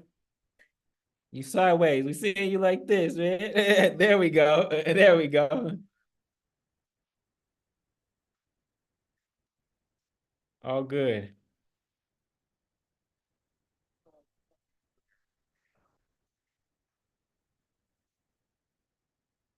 Okay.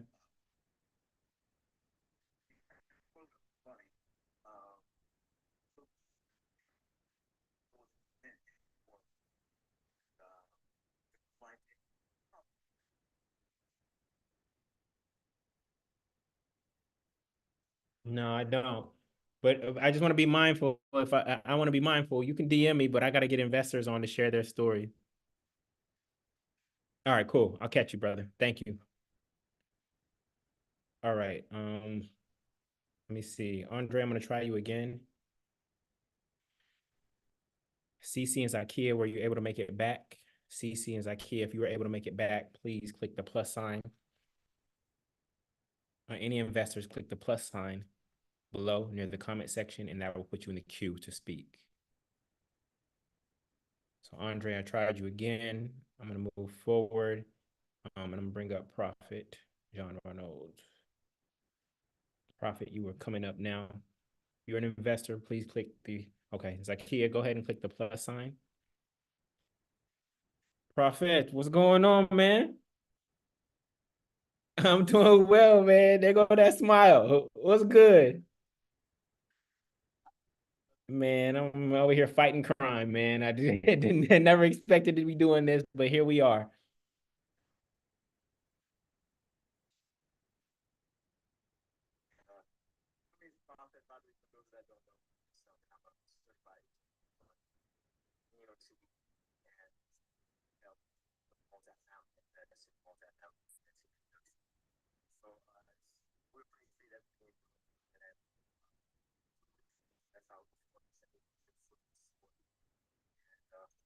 So when I got introduced to Devon through and in the military, and we had, so the thing is,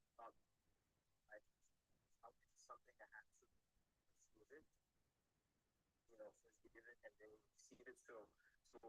When I heard about Jay Morrison and what he was doing, which is what I want to do, so then I thought there was like this connection. So I wanted to actually get involved, and then, but I don't think that nobody here is mad for 500. But it was just like you want to see how people win, like you know what I mean. You want to see people win, so if they're doing something that hasn't been done before, I think it's completely fine to support them fully.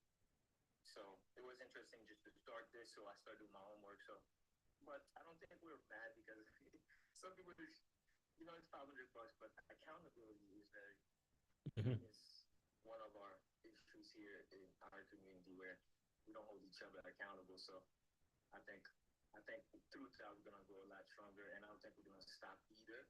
You know what I mean? I don't think we're gonna stop either. We're gonna continue the work we're doing here, um, and just knowledge and stuff like that. So I appreciate what you're doing. Yeah. Activism. So I didn't want to take too much time, but it was just we wanted to see that brother win, but oops, next time, Yeah. Understood. Understood, brother. Yeah, we got to stay positive. We got to stay positive. We can't let negativity infect our mind or our heart. So I appreciate your ability to have be optimistic and see through it, and know that if I lost 500, then I have the ability to recreate it in multiples. So thank you so much, bro. Thank you for all the work you're doing for the multifamily movement in New York. That's one of the toughest markets in the world, but you still getting people to the closing table, bro. And we appreciate you, man. Off to it. We getting close to 1,000, man. We're getting close to 1,000 closings. We got to get there, bro.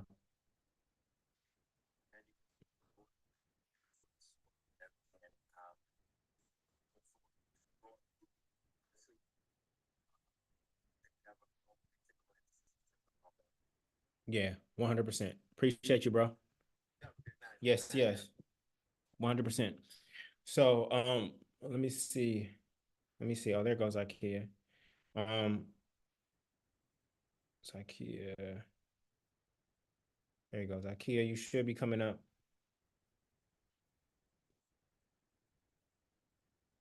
Let me see. It's IKEA. Accept. Yeah, if it was $1, if it was $1, family, I said if it was what, um 1.5 million people. No, if it was, yeah, if it was 1.5 million, if it was 11.7 million people who all lost $1, guess what, family? I still be right here right now.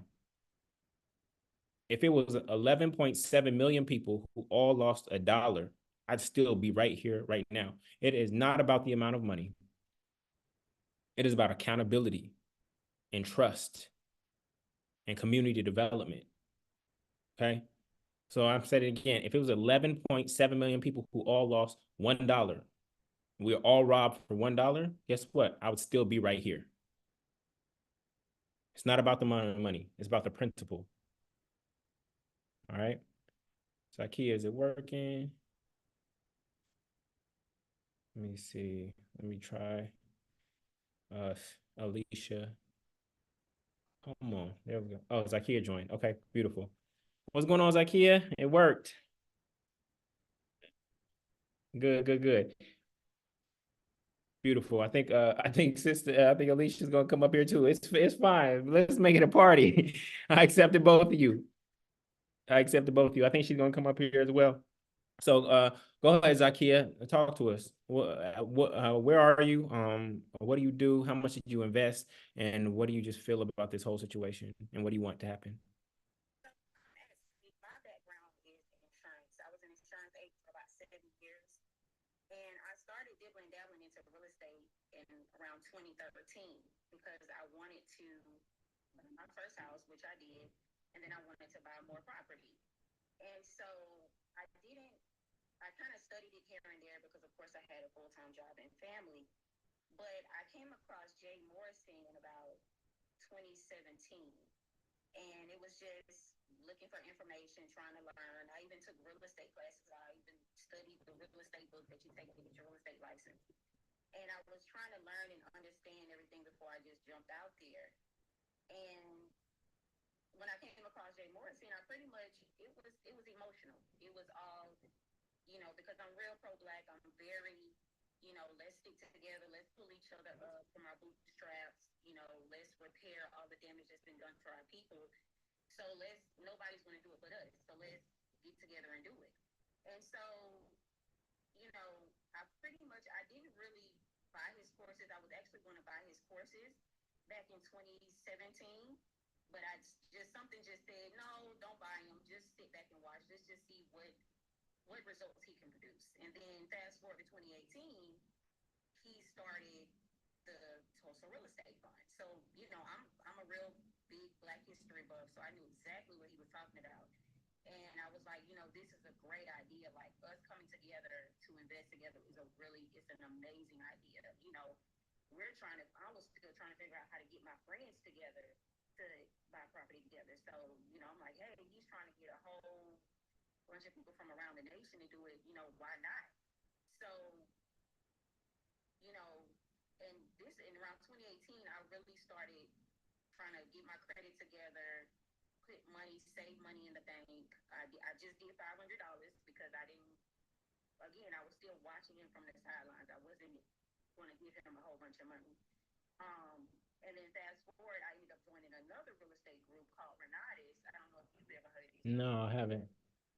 They're another real estate group. They sell courses. I'm not going to say anything bad about them because I was only around for about 6 to 8 months. But when I started learning from them and I started seeing what G. Morrison was doing, I was like, stuff is not looking right. Because I think 2019 is when he bought the Black House. Mm-hmm. And I was like, something's awful with this. Why are you buying a commercial building? We need to buy property because that's the least path to resistance.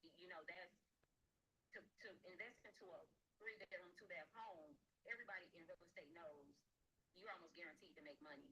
You just got to find something really low, a low rehab budget, and you can make money. You can profit. And when he did that, I was like, yeah, something's not right. And then we got that $12 check. I was like, oh my God, what's going on? And so I kind of brushed it off and I did my own thing and I started investing in real estate myself with my own money. And I got burned. I got burned by other people. And Julian, this is in Atlanta, it's really mayhem. Real estate agents who are licensed people, they don't know what they're doing. I've been dealing with contractors. Every contractor I've dealt with has tried to rob me, manipulate me. I'm actually in a lawsuit right now with a general contractor over a flipping property in Atlanta. And I can't blast his name right now because my attorneys told me, if you're going to sue him, you can't blast him right now. We need to take him to court, then you can blast him all over the internet. Mm-hmm. But it is, and then Jay,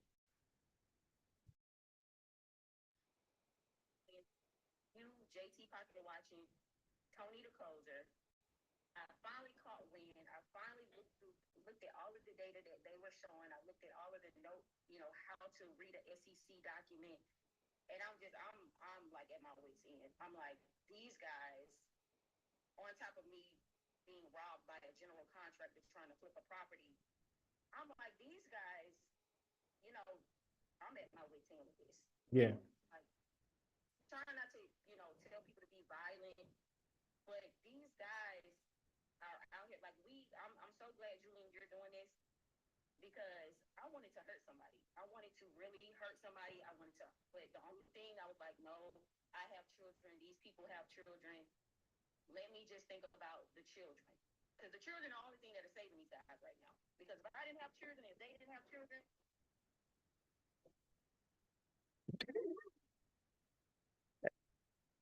and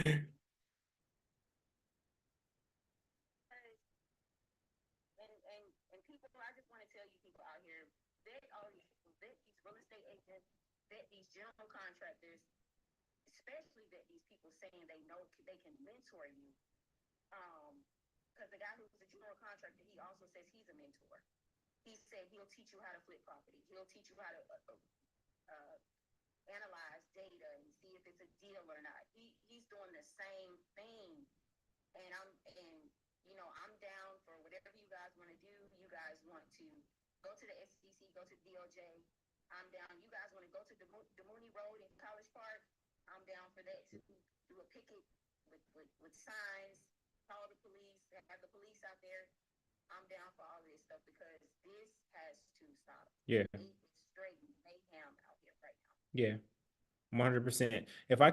If we can bypass that, because all of the going to the news and going to his house is all to draw attention, only to get to the DA, SEC, or DOJ. If I can get to them directly without us having to go through that, then I will. But if they are non-responsive and we feel like we're not being heard and ignored, then we will take that route eventually. So my hope is that we can get to them without going through that extra step, but if that's what is required, then we will. So I'm in alignment with you. And yeah, real estate, finding trusted people in real estate can be a challenge. It's a beautiful asset class, but it is a people's business. And there are many people that are involved in a real estate transaction, from the lender to the realtor to contractors, inspectors, and to have a team of solid people when you're having to fill all those roles, um, people with integrity, that can be challenging. That's probably the hardest aspect of real estate, is that. And so I agree with you. You know, shout out to JT Piper Watcher, Thomas Eli, Tony. Shout out to all of these guys because if it wasn't for them, I would have still been looking at these people like, well, what am I doing wrong? What, you know, why are these people making money and I'm not making money? And it's just when I started researching and learning what you guys are teaching, it's just you guys definitely saved my financial life because I'm still from the BS from trying to do it on my own. Understood. I'm still trying to save my credit to keep from filing from bankruptcy because of what's going on. But all I'm trying to do is just invest in real estate and save money, pass down property to my children. That's all I'm trying to do. I don't want to hurt nobody. I don't want to rob nobody. I don't deceive nobody. And I'm just like, these guys are really making it hard for regular people like me just provide for their family. So people, everyone, y'all just keep at it, stay on their neck. We're gonna get through this. Thank you, sister. We appreciate you, and I wish you success in your journey. It's really about building that team. So focus. Once you have the right team, you can do it. You can do anything in real estate. So I want you to focus on that aspect of the game right now. So that requires a lot of relationship building. Okay. All right. Much love. All right, Alicia. What's going on, sister? How are you? Thank you. It's okay. We can hear you.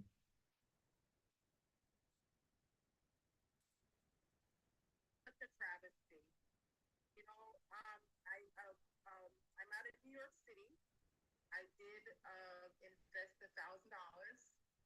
I'm a serial investor. Okay. Been dabbling since I was 23 years old. Purchased my first home at 23. Understood right away that there was a little bit of something about real estate Mm-hmm. and real estate ownership. I recognized that like right away, right at, you know, right as the first time I bought my first house at 23 years old. So I've been dipping and dapping for a number of years now. And when I bumped into Jay Morrison, it was the Tulsa. It was the Tulsa. It was the Greenwood. It was the whole emotional aspect that got me. And knowing that nobody's coming to save us, we have to save ourselves. And being able to work together. This is what we have to do as a people, is work together. If we don't work together, nothing is going to happen. Unity is everything. So this is why I did dip in with $1,000. I said, you know, I thought Jay Morrison had some kind of a shady deal. I remember him, and then this was after I invested. I remember him telling a story about how he used to sell drugs and how someone had gotten in touch with him to say that his dad was in town and his dad needed drugs. And I'm like, oh my God, can you sell your father crack? What kind of person are you? But by the time I heard him tell that story, and that story came from his own mouth, I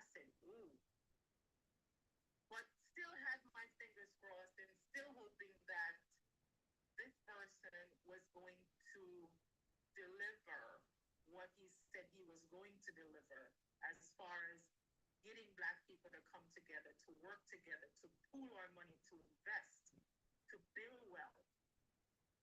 I was still keeping my fingers crossed, even though I did have a little bit of apprehension after I did hear that story coming out of his mouth. 100. Yeah. 100%. I hear you on that. And so a lot of people have been getting on us as investors for investing in a drug dealer and this and that and that and this and whatever. But if you ask them the question, should Kareem Biggs from Rockefeller have invested in Jay-Z? They would have said, yeah. Jay-Z was a drug dealer though. So if Kareem Biggs did not invest in Jay-Z, Kareem Biggs wouldn't have the wealth that he has today. So it was not just that somebody was a drug dealer. Drug dealers are some of the best businessmen in the world. And our hope with there's some of the best drug dealers in the world. I mean, best business people in the world. And so we had hoped that a change in business model with the same exact skills could be fruitful. And so that's where that comes from. We know of Jay Morrison's and I didn't know of all of Jay Morrison's individual dealings prior to investing. But I thought to myself, okay, I see that he's had some bad business dealings with individuals, but for me, it was like 15,000 people I can see how somebody can have a bad dealing with an individual and several individuals, but to do that with 15,000 people, I didn't believe that that was possible. Artist, 15,000 Black folks. I felt like so proud about that because I was one of the first 1,000 people. And I remember he had promised that the first 1,000 that we would get like a brick with our name carved in it, and it would be someplace in the, someplace on, I don't know if it would be on the floor or someplace on the Black House. I remember him saying that as well. Yeah. So, it was more of a pride thing too, because I've been to his corner class. I remember a few years ago, my husband and I were in California, and I saw where he was supposed to do a corner class, and we pulled up, and it was a lot of information. He had a crowd. So, I mean, I'm hoping that he would be doing good because I'm telling you, he had the crowd. He really had people's attention. And I'm like, this is a good thing. Us getting together and organizing and willing to pool our money. So, I've been to, he had a ball in Atlanta. He threw a ball. I attended. I got to drive by the Black House, and the pride that beamed out of me to say, that's a part of the fund's money. Mm-hmm. That's a part of the fund's money. Yeah. That was something special. And to see that all of that just kind of was nothing but fraud. I have an insurance, a life insurance license, so I know what the fiduciary aspect and the responsibility when you carry that fiduciary title, and he totally flushed that fiduciary title down the toilet.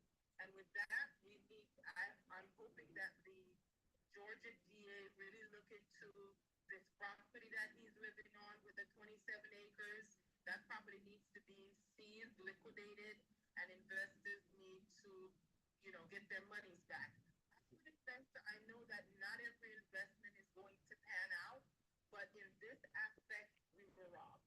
This is just not an investment deal that didn't that that he invested in and it didn't pan out. Yeah.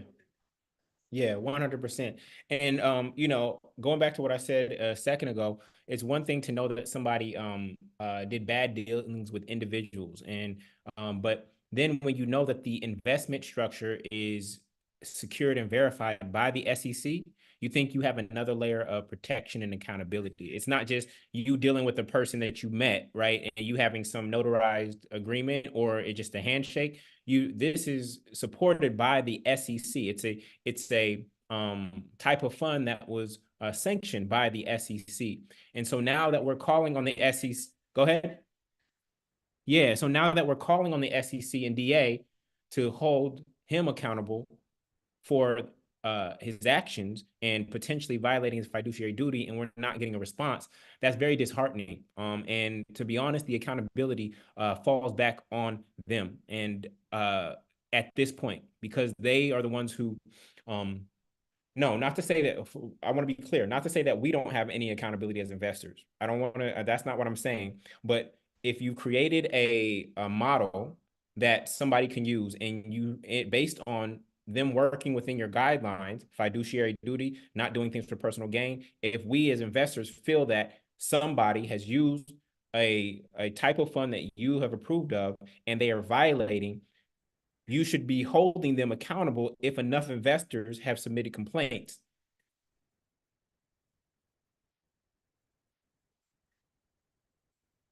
And see how the monies were being handled and how where the monies were going. They should at least give us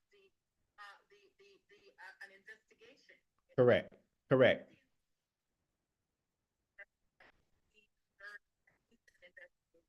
Yeah, 100%. And so that's what we're pushing for, especially now that that money is liquid and that we could potentially recoup up to 20% of our investments if they move quickly and swiftly. And that's what we're calling for with this particular recording that we're doing right now, that I'm going to do my best to get in front of them or the news ASAP. So grateful for you. I know I have your other video. I know I have your other video that you sent in advance. So thank you for doing that. We appreciate that. I posted that to my page. So thank you.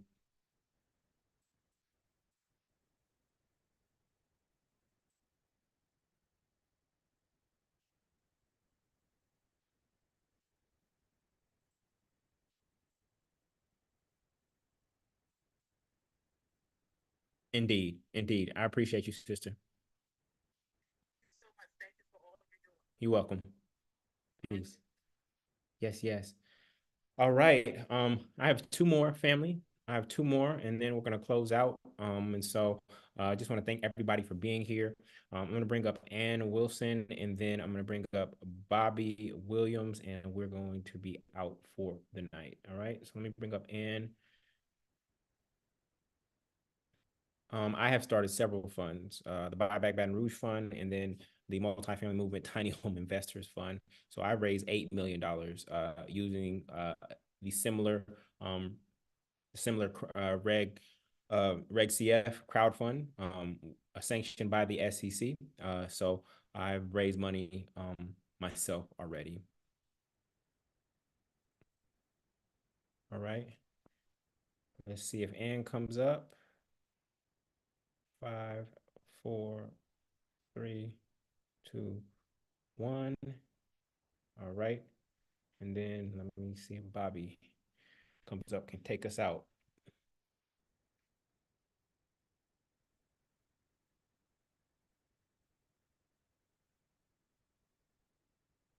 Bobby, you there?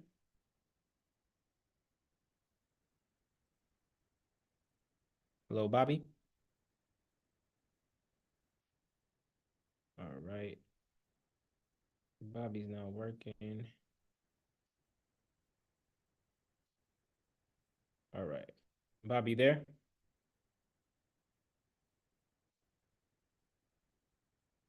All right. I actually don't know how to take him off either. I don't see an X or anything. All right, cool. So with that, we're gonna close out for tonight. I just want to say thank you to the investors for believing in a vision beyond yourself on behalf of our community. Again, you made the right investment in the wrong asset manager. We made the right investment in the wrong asset manager. So I don't want you to feel guilty. I don't want you to feel like you blame yourself, and I don't want you to have any shame because there's a lot of people who are not courageous enough to actually make an investment. They don't invest in anything outside of themselves. And so I want to celebrate all of you for making that investment. And I pray that in the future, there are deals that you find that bear more fruit than this particular one. I'm going to do everything in my power to continue to push this forward, to get it in front of the right people. The only people who can actually take action in this particular situation is the SEC, the District Attorney, or the U.S. Attorney General's office, or the Department of Justice. And now that we've put faces to all of our online faceless complaints, I pray that this inspires whoever it is to take up our case, which has already been laid out at tulsarealestatefraud.com, and actually take action and investigate for us, freeze and seize all of the accounts related to the Tulsa Real Estate Fund and Jay Morrison's personal accounts until we get this all sorted out, and see if he actually violated fiduciary duty or not, and then we go from there. So I'm going to keep pushing forward. Stay connected to my page for updates and information. I do want you to know that when the SEC, when these agencies, when the alphabet boys actually do start to investigate, they do not inform us. When they do start to investigate, they do not inform us. So we will literally be in the dark. We will be in the dark until something actually unfolds. Unfortunately, that's the way it works. And so I want you to keep the faith. I believe that justice will be served in the proper way. The faster we can get them to act, the better. All right. So with that, I want to send you off. I wish you have a great, great evening. I'm going to keep pushing forward on this. I will not let up until we get an action taken by one of the alphabet boys, the SEC, DA, DOJ, or U.S. Attorney General. All right. I wish you all the best. Please do not lose faith in yourself as a decision maker and as an investor. Please do not lose faith in your people. And please do not lose faith in group economics. It is the only way that anybody has ever gotten free in the United States. If you look at the Asian communities, you look at the Jewish communities, you look at any community, it is only through group economics that they've been able to get free in mass. Now, we've had individuals get free by themselves, and that's a lot harder to do. The more we can work together, right? The more we cannot let this one bad apple in this beautiful, ripe, rich orchard stop us from moving forward and focus all our attention on this rotten apple when there's all kinds of good things happening, the better. On my page, I put five, excuse me, I put 4 other Black real estate developers that I invested in that bear good fruit in terms of my investments. Um, Most of those funds are closed at this moment in time, but I put them there as an example to say that there are other good fruit out there. So don't let the fact that the first fruit that you may have bitten was bitter, don't let that stop you from continuing to invest. We cannot save our way to wealth. It is impossible to save our way to wealth. The only way to become wealthy is through investing. And if we don't have businesses that have come out of our mind and our work that we can invest in, then we have to find others to invest in. That could include the stock market. It could include your own real estate portfolio. It could include REITs, or it could include a real estate fund in the future. All right. So keep the faith, family. I'm going to take these recordings and package them and get them in front of the right people. And until then, I wish you all purpose, prosperity, and property. Peace.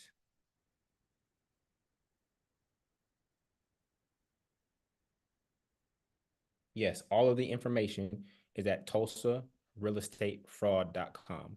All of the information is at Tulsa Real Estate Fraud, FRAUD.com. Tulsa Real Estate Fraud.com. That's where all of my research exists. All right. Much love, y'all. Peace.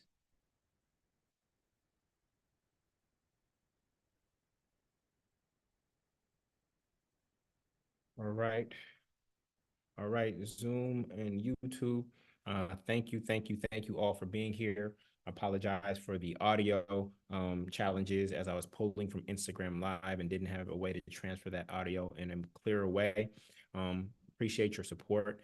I'm sure some of you who are over here were investors, but I was focused on the IG side of things because that's where I could pull people up. So thank you for being here. Share this information, share my lives, share this YouTube video with any Tulsa real estate investors that you know of so that they can be informed about the next steps and how we move forward. All right. I wish you all the best on your journey, and I look forward to talking to you soon. Peace.